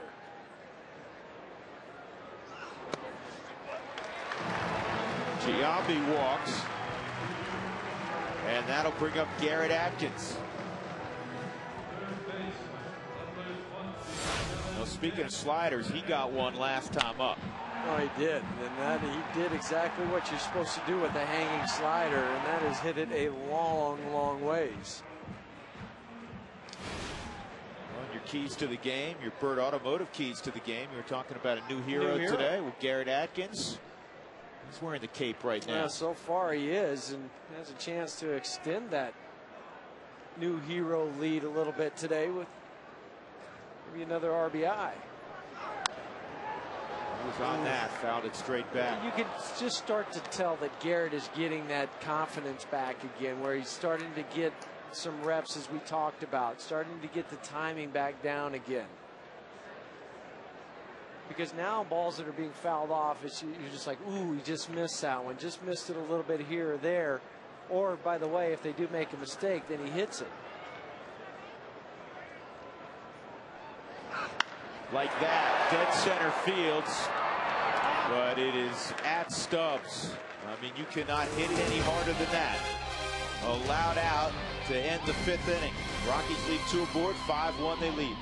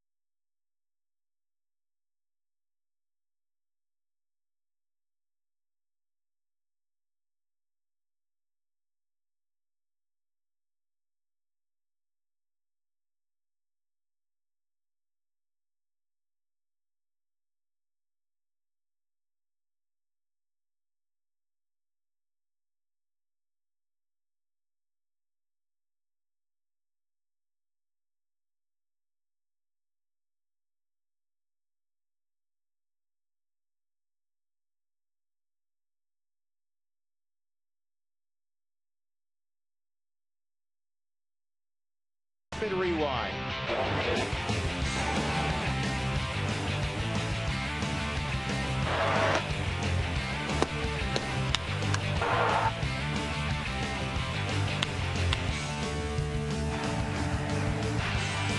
AT&T, the nation's fastest 3G network. AT&T, your world delivered.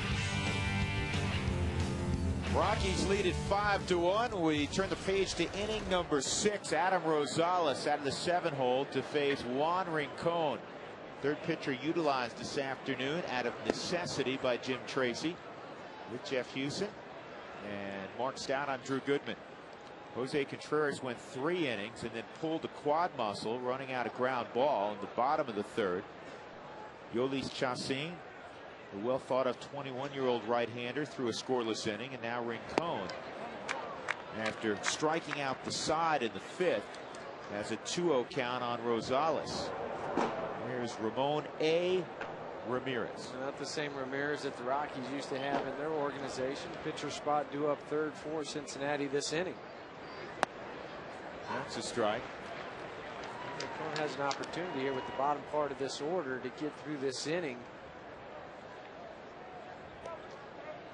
Keep the ball club where it's at. Yeah, Juana, very likable, very friendly. Veteran pitcher, makes his home with his family just north of Miami in the offseason. 3-1. Little boy's been running around the clubhouse till they had to head home back to Florida a couple of days ago. Just adorable. A lot of little ones in that Rockies clubhouse. A lot of newborns, yeah, too. a lot of newbies, right? 3-2.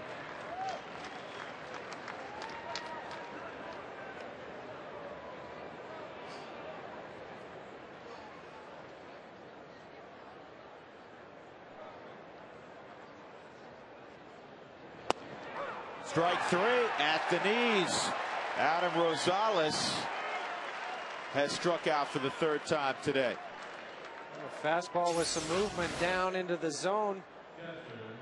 Whoever wanted it down, pulled it up, just held it just long enough for Tim Timmons. Monday Cam looked like it might have come in right at the knees and then went down just a little bit lower. Tim has not been afraid today to bring a few guys up. Yeah, that may have been borderline, but he has called the low strike. Slider misses. Ball 1 on Ryan Hannigan. The 6 and 7 hole. Not real productive today for Cincinnati. Valentin, Rosales 0 for 6. 6 left turns. There's a strike. Kevin Barker, the lefty, the lone lefty they have on their bench besides Drew Sutton, who is a switch hitter, into the on-deck circle to hit for Kip Wells.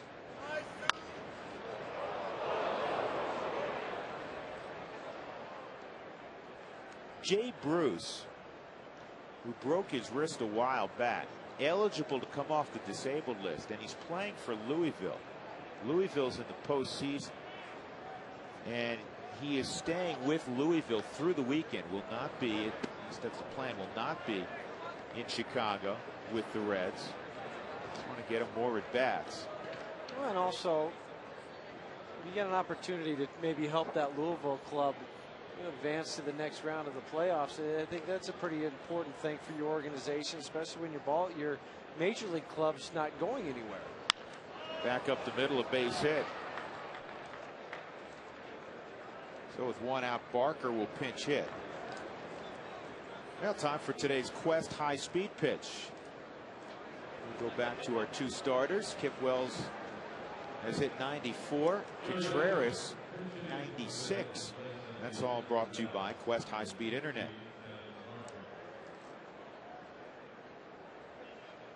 You know, Doug just handed me another note.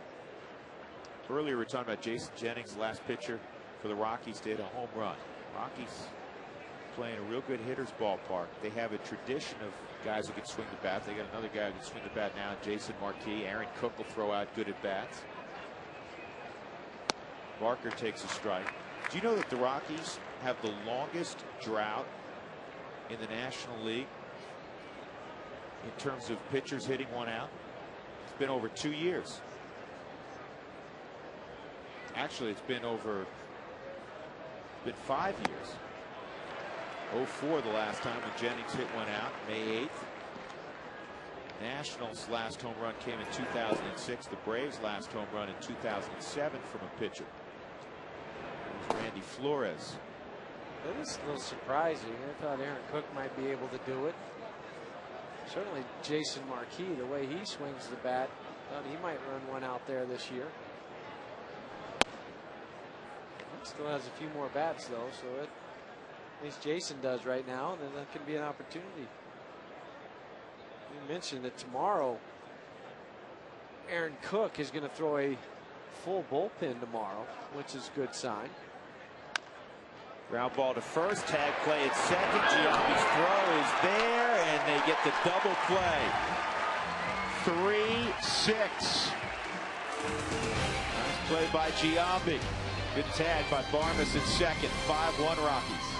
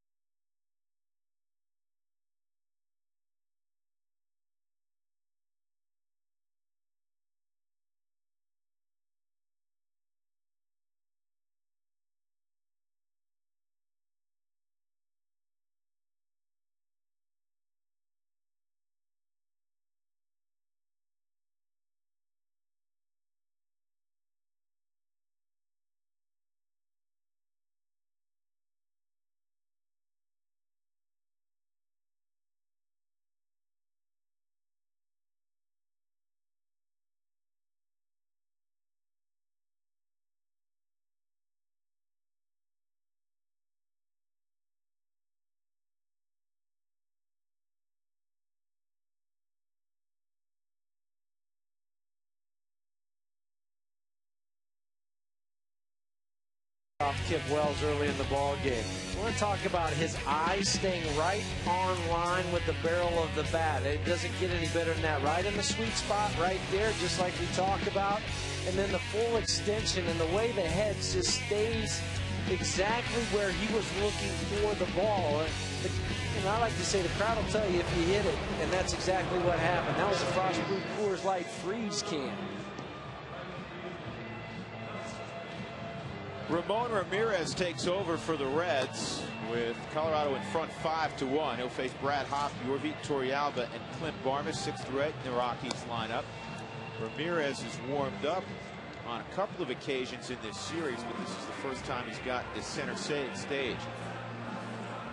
A fastball, changeup, slider pitcher Ramon Ramirez. This fastball 88 to 92 miles an hour. Changeup, sit right around that 81 mile an hour mark.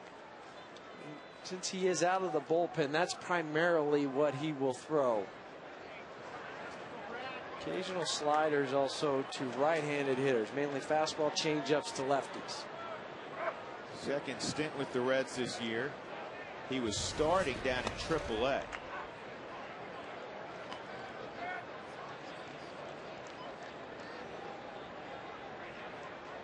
Of late at AAA, he was coming out of the bullpen. This is in the air to shallow right center. It's going to drop. With Brad Hopp off the end of the bat with a leadoff single.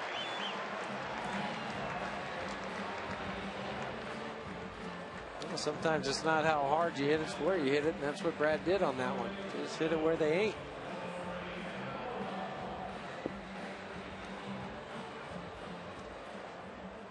Yorvit Torrealba has been busy. He has started 11 of the last 14 games behind the plate for the Rockies. Last night he went 0 for 4. That ended his 16-game hitting streak. Today a line drive to deep right and a pop to second.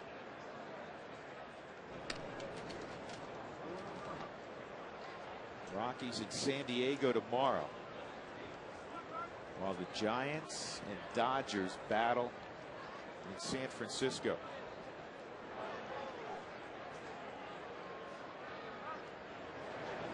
Speaking of guys coming out of the bullpen, the starting matchup tomorrow at Petco's, De La Rosa for the Rockies at 14-9 against right-hander Edward Mexico, who's 3-4 with a 3.51. Mexico's been working out of the bullpen. Well, he's been their long guy for him, but what's happening now is they've had so many guys kind of start to pile up some innings that they're trying to back off a few of those guys, so they're going to go ahead and start Mexico and see if he can go at least 5 innings in tomorrow night's ball game to kind of give some of their starters a rest so they can back him up one day. Tim Stauffer is going to go Saturday, another right-hander, then a left-hander, Clayton Richard, on Sunday. This is hit hard to the shortstop. There's one. Phillips off balance, able to turn it. Good pickup by Paul Yanish. 6-4-3 turn, 2 outs. Barmes will come up, and again we check in downstairs with Mark Stout. Mark? Drew, let's get you this date in history. We go back a couple of years to Troy Tulowitzki's rookie season. It was on this day in Philadelphia when he hit home run number 20 on that year. That set the National League rookie record. He passed the record held by Ernie Banks, Mr. Cub. I talked to Tulo today, and he said, you know what, Ernie Banks did call me in the offseason that year and congratulate me. He didn't keep the ball. I do know that in that series against the Phillies, when the Rockies were starting to get hot, the next day in his first at bat, he homered off of Adam Eaton, who was pitching for the Phillies. But the home run that set the record came off of Kyle Loesch of the Phillies, and the Rockies would see Loesch and the Phillies obviously in the postseason that year. But congrats to Tulo. He said doesn't have the ball, just has the record, guys. You know what has to be really cool? When you pick up the phone and it's Hello? Ernie Banks on the other line. Hello? Oh, hi, Mr. Banks. Yeah, and it's Mr. Banks. Yeah, it's not Ernie. I mean, Right. you can maybe go with Mr. Cub. Hey, E, how you doing? How you been? I had the opportunity when I was working for the Cubs to meet Mr. Banks a couple different times, and what a true gentleman he was, and how much fun it was to talk to him about baseball. This is in the air to left. When you were playing for the Cubs, you'd go out and take BP. You had Ernie Banks and Billy Williams hanging out. Billy Williams was one of our coaches when I was playing, too. That's pretty special. Yeah. Mr. Banks and Mr. Williams to you. Here's Mr. Tulowitzki, 5-1 Rockies.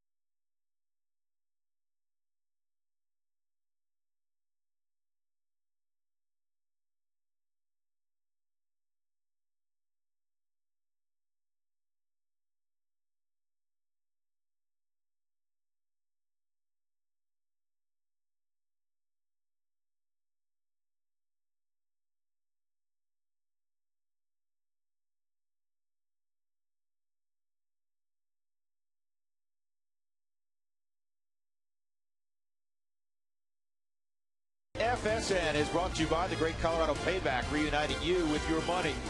And by Bird Auto. To find great deals on used cars, visit ColoradoWheelsOnline.com or pick up a magazine at over 200 locations. Another beautiful Colorado afternoon. A couple minutes from the Platte River. We're in Lodo. The Rockies fell behind early 1-0 to the Reds. First time they had trailed the Reds early in the ball game. But they scored 5 in the third. And they're enjoying that 5-1 lead here in the top of the 7th inning. Drew Goodman, Jeff Houston, Mark Stout. Third inning of work for Juan Rincon. Did that hit him in fair territory? That'll be the question from Jim Tracy. He's coming out. He wants to know. Drew Stubbs was 30 feet up the line. Well, and the way Jorvik, too, also looked at that ball and pointed and said, wait a second, he was outside the box.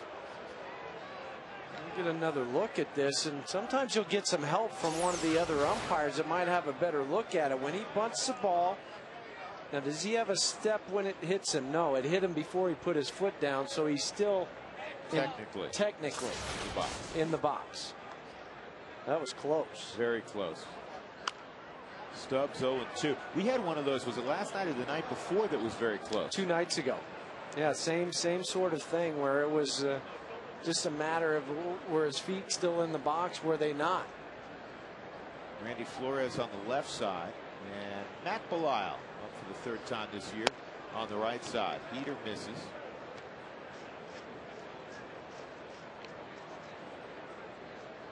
Rockies have struck out 10 Cincinnati Red hitters in 6 innings. That'd be a different approach if you just sent up pitchers to hit. Not the strikeouts. Hey, Wells Fargo customers, enjoy Colorado Rockies baseball in style with the special Wells Fargo offer. 2-for-1 club level seats. Visit wellsfargo.com/Rockies for all the details. Wells Fargo Bank N.A. member FDIC, official bank of the Colorado Rockies. 2-2 on Stubbs. 0 for 3. He has punched out a couple of times. Paul Janisch is on deck. This is the top of the Reds order.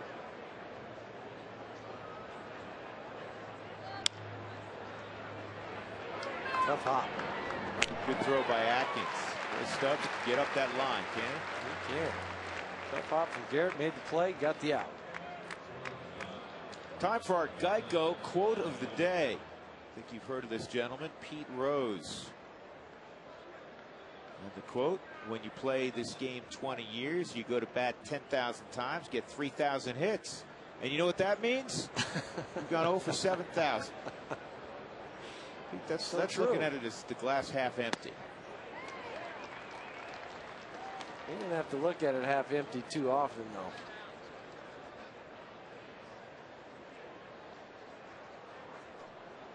Pete ended up more than 4,000. Janisch fouls it straight back. He's in a ditch 0-2. How about the Rockies at home after a miserable start, 7-13 through their first 20 ball games at Coors Field. Since that time, they have gone 37-14 at home. I got something else for you. Since June 4th, the Rockies are 60-28. That is the best mark in baseball, along with another franchise perhaps you've heard of, the New York Yankees. Both of those clubs 60-28 since June 4th. Janisch is gone. 2 outs. I'll take a look. That's exactly what you're talking about, Drew. But it just bears, you look at all the records for all these teams, where are they in the standings? The Rockies are in second place, the Yankees first place, Angels first, Cardinals first, Boston Red Sox second. So you got 2 wild card leaders and the rest division leaders. Center field well struck, but there's Carlos Gonzalez. Votto is gone. Juan Rincon, another 1-2-3 inning. He has pitched very well. Stretch time at Coors Field. Rockies up 5-1.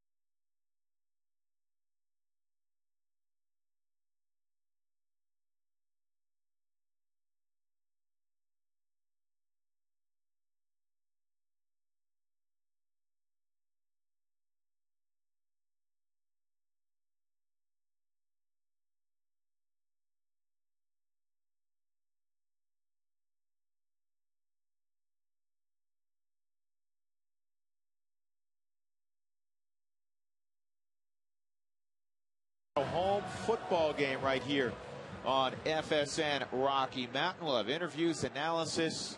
You know the drill. We'll get you ready for the ball game. Again, it's a half hour prior to every Buffalo home football game this year right here on FSN Rocky Mountain. It's presented by Toyota.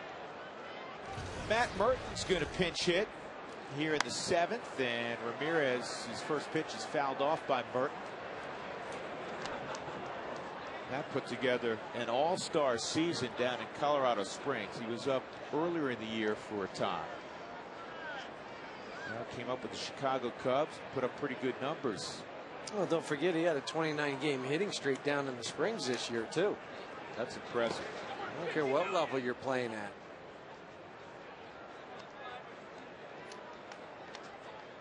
Overall for the Sky Sox this year, 324, 27 doubles, 12 home runs, and 79 RBIs. How about the work of Wandering Cone, who I'm sure, if the score doesn't change, will end up with the win.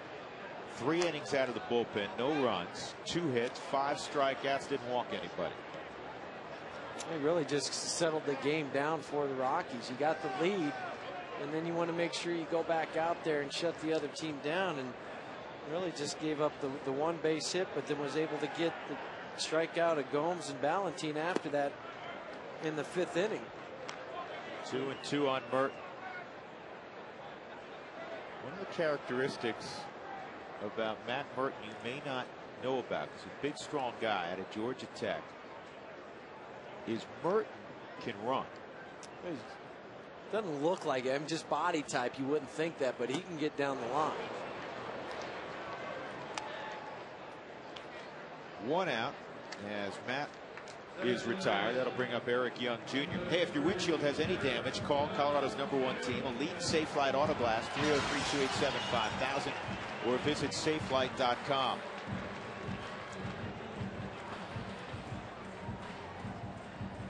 Young's had quite a ball game. Single, stolen base, trapped at 3rd in the 1st. Single, stolen base, scored in the 3rd, walked and reached 3rd base in the 5th. And he takes a strike on the outside corner. Just looking at the middle infielders, everybody shortened up a step. Well, you have to. You already know that this guy can run, so you have to shorten up just a little bit to make sure that when you catch it, you still have a chance to throw him out at first. He had my favorite play of the ball game. The ping pong, the shuttle run. Oh, that was takes was a off. good He's one. at second base, takes off for 3rd, it's a fly ball to right, recovers, goes all the way back to the bag, tags up, and still winds up at 3rd base. They made it look pretty easily. Yeah, you're at 120 yards. The rest 30, of us 30, be, 30, 30. Yeah, at altitude too. A lot of guys would be needing oxygen after the inning.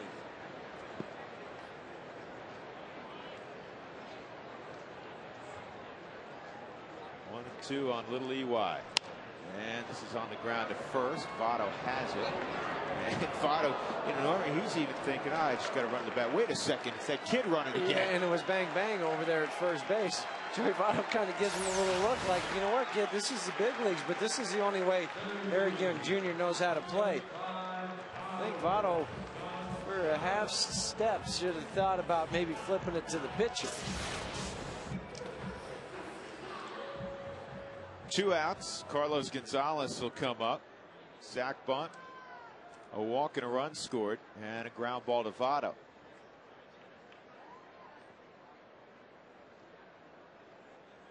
Ball 1 on Gonzalez. Yeah, we haven't talked a lot about this, but this kid's now been involved in 2 big trades with Arizona. He's part of the Dan Herron trade to Oakland, and then this past offseason he's part of the trade for Matt Holliday. And guess what number he gets handed?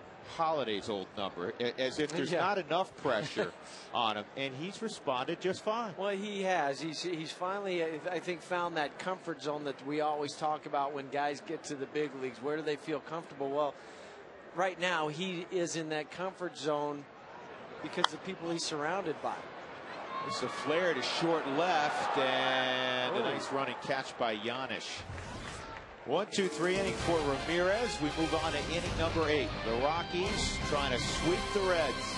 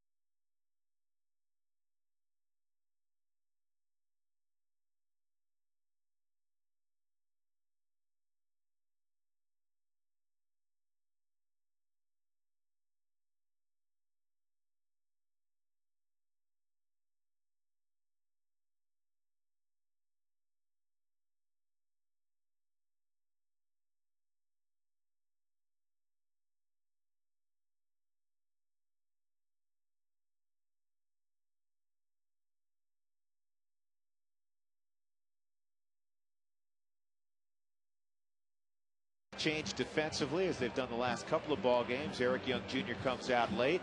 Omar Quintanilla in at second base, or as Jim Tracy calls him, because I love this guy, he's a professional ball catcher.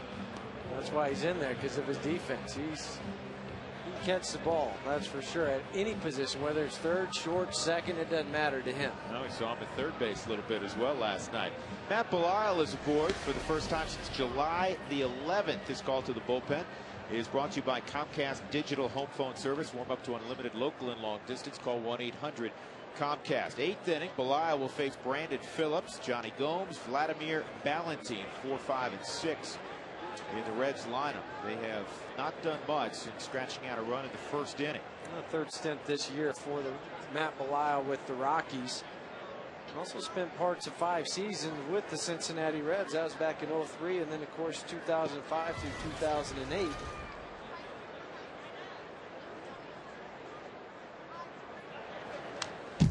And Belisle's first fastball up in the zone, fouled straight back by Phillips. Rockies have won 8 straight against Cincinnati. 13 of 14.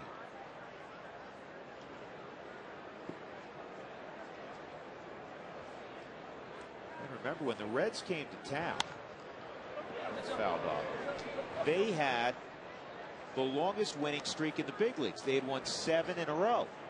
Yeah, 12 out of the last 14. So it wasn't like they'd been playing, horrible baseball, just looking towards next season. They've been playing well. They come off a sweep of Atlanta in Atlanta. Yeah, they did not arrive in their Hawaiian shirts with the lays on. Yeah.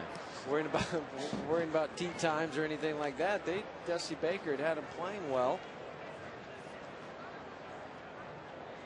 And it's not like they played bad in this series. The Rockies have just played better, come up with timely hits when they needed it. I mean, that's the difference, and that's why the Rockies are 20 games over 500.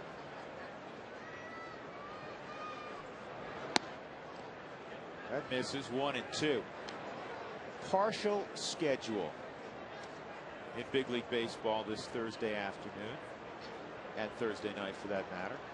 Rockies won 4 games in the National League, just 3 ball games over in the junior circuit. Rockies 2.5 behind the Dodgers. Dodgers do not play today, so if the Rockies hang on and win, they'll be 2 back in the tightest division race in baseball. And they'll be 4.5 up in the wild card on the Giants, who are also idle today. Leadoff single for Phillips. Johnny Gomes coming up. It's time for our great Colorado Payback Sideline Report. Here's Mark again. Drew, let's talk about a Colorado guy, Darnell McDonald. Finally got a chance to meet him today. We talked about Rockies baseball and baseball here in Denver. He grew up a baseball fan, a baseball player. Used to go see the Zephyrs play at Mile High Stadium. Claims he was there when Joey Meyer hit that home run that went 582 feet. Supposedly the longest in pro ball. That was in 1987. He said he knew Billy Joe Robideau. And then he used to come here to Coors Field, buy rock pile seats, just kind of sneak down to get some better seats. But his guy of the Blake Street Bombers crew was Ellis Burks. That was his player. We talked about the 96 season when Burks hit 344, led the league in runs with 142. I think he hit 40 homers, 100-some ribbies, stole 32 bases, and he still has a relationship with Ellis Burks. They talk often. Ellis Burks now in the Cleveland organization, but that was his guy when you go back in the day of the Rockies, guys. Well, any kid that grew up here, this is a double play ball. There's the professional glove.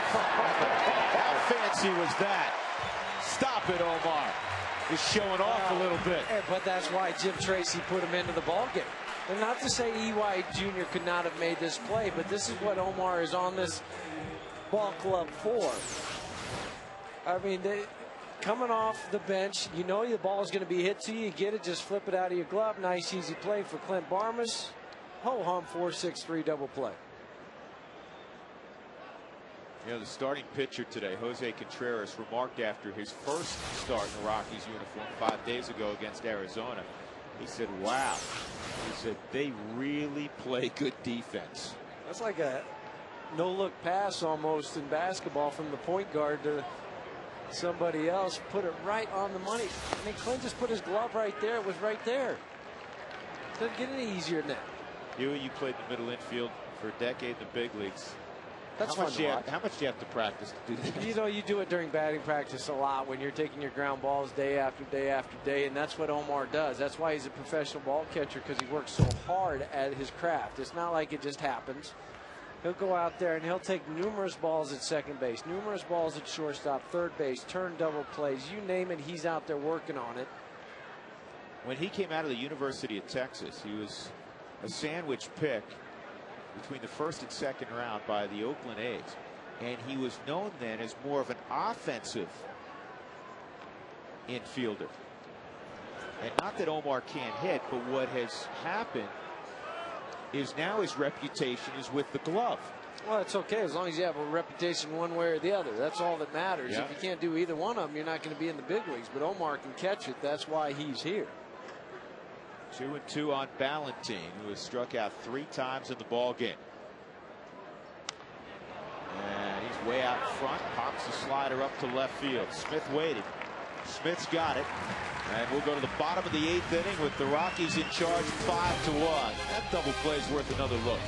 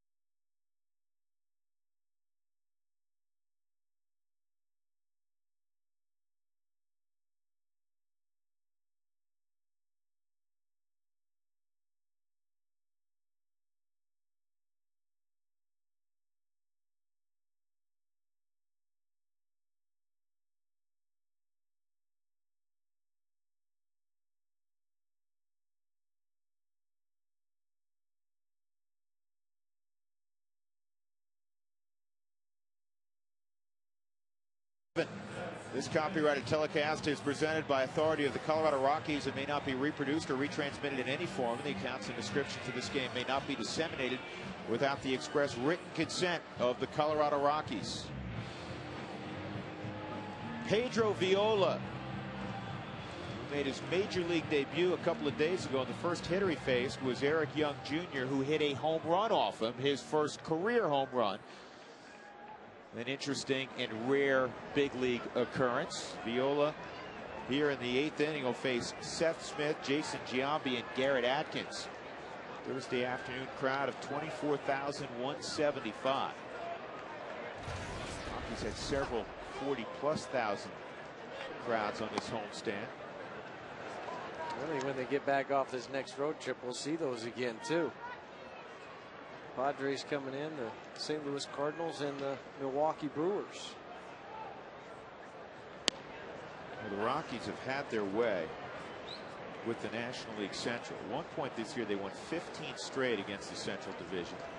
They're 25-10 against the Central, including 4-0 against the Cardinals. This is a high fly ball to left center field. Stubbs moving over. Smith is retired. Well, looking for the perfect place to entertain, Coors Field Suites, party facilities, and picnic areas offer a unique atmosphere designed to fit any event and any budget. Call 303-312-2444 to reserve your game date today. Here's Giambi, a 2-run double in the 3rd. Deep drive back in the 1st to center. Also a walk.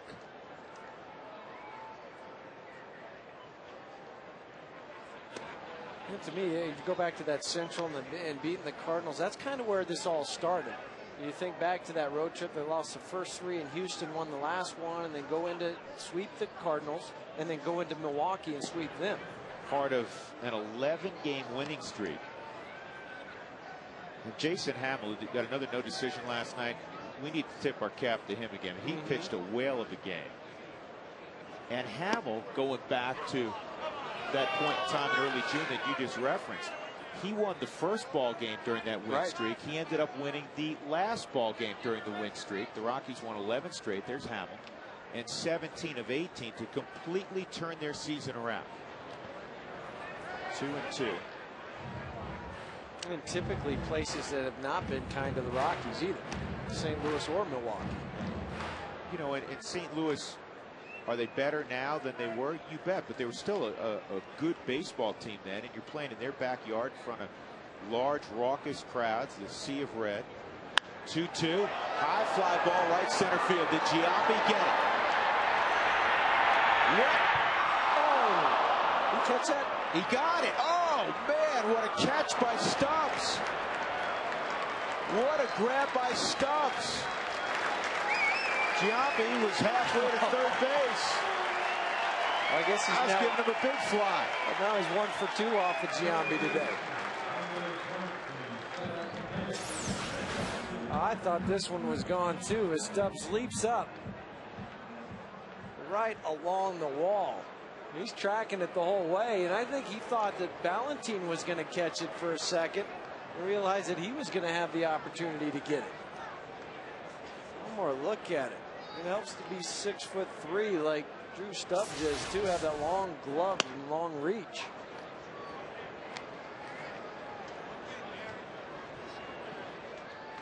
Well, I guess Jason missed that by a smidgen.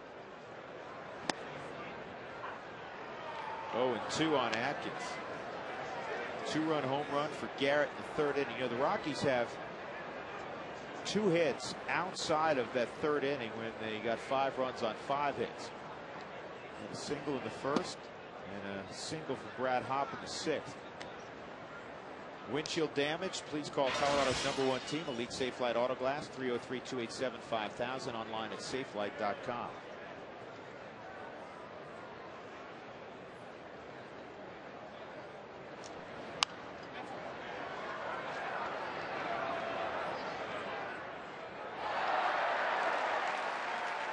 The Rockies get 3 more outs, Jeff Houston. They will guarantee themselves at least a 500 season. Not that I think that was in no, I don't jeopardy think so. of not happening. but it also gives you a little bit of breathing room when you head out onto the road. Hey, as we enter the stretch run, remember that your local Rockies dugout store is a place for all things Rockies. From tickets to merchandise to exclusive collectibles, we have everything Rockies fans need to get ready for the next game. Stop by any of the 5 locations. Call 303-832-TEAM for more details. And Atkins will try Stubbs again. That didn't work out. That's a big league record right there, Huey. You witnessed it. 3 putouts for the center fielder. We'll go to the 9th, 5-1.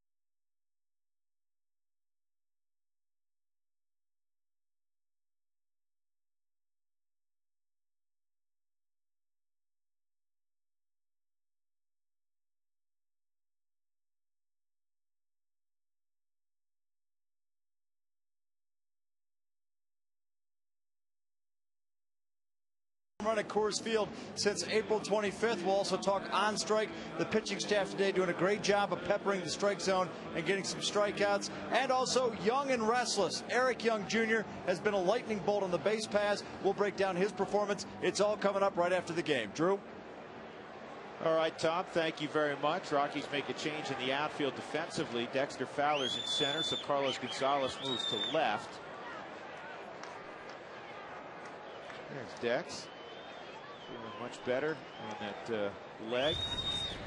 An opportunity to pinch run last night. Now getting that chance to get 3 outs out in the field.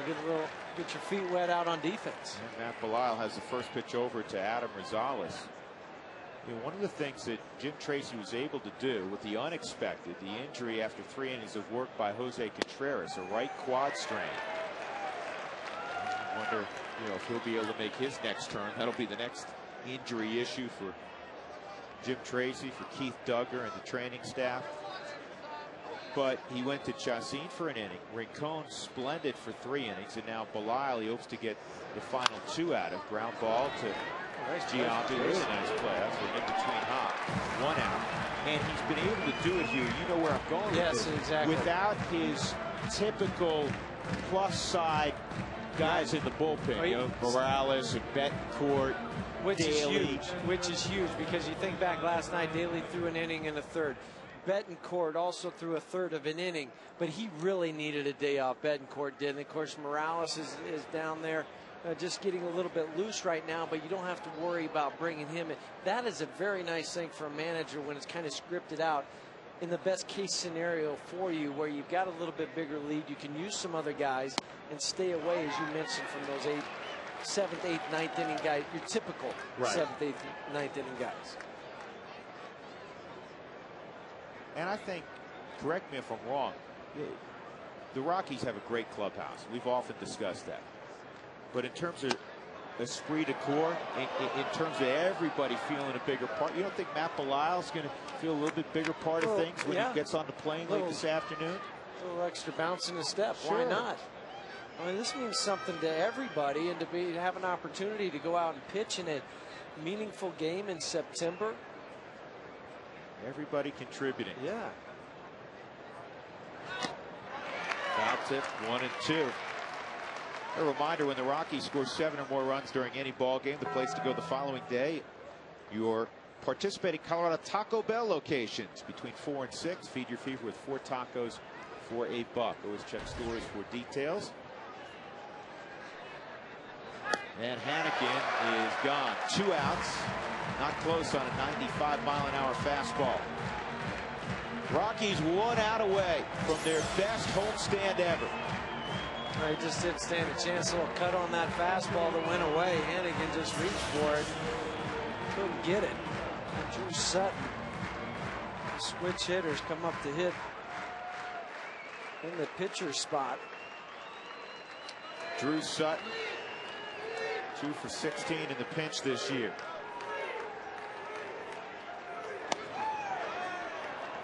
The Rockies have struck out a dozen Reds this afternoon.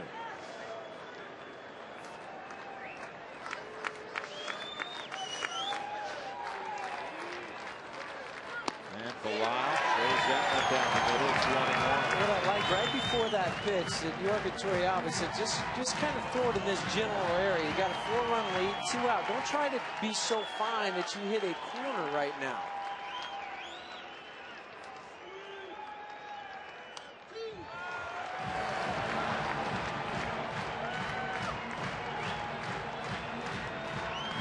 Jorge deserves a great deal of credit for the work he's done behind the plate. We've talked so much about his offense over the last 3 weeks, a 16-game hitting streak.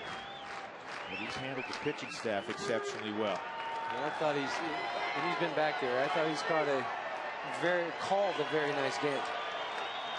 1 ball, 2 strikes on Drew Sutton.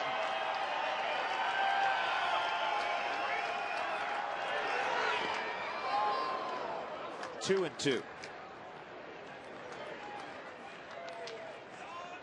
The Rockies on 5 occasions in their history have finished 500 or better, including the strike-shortened season in '95 when they went 77 and 67.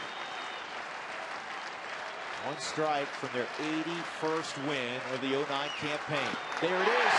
Fitting that it would end with a strikeout. Matt Bilal, 2 outstanding innings, and the Rockies have won 7 in a row. They completed 10-game homestand at 9-1. They're now 4.5 games north of the San Francisco Giants in the wild card. They're just 2 games back of the Los Angeles Dodgers in the National League West. Today's delivery of the game brought to you by Jimmy John's. 3rd inning. It's a 3-1 ball game.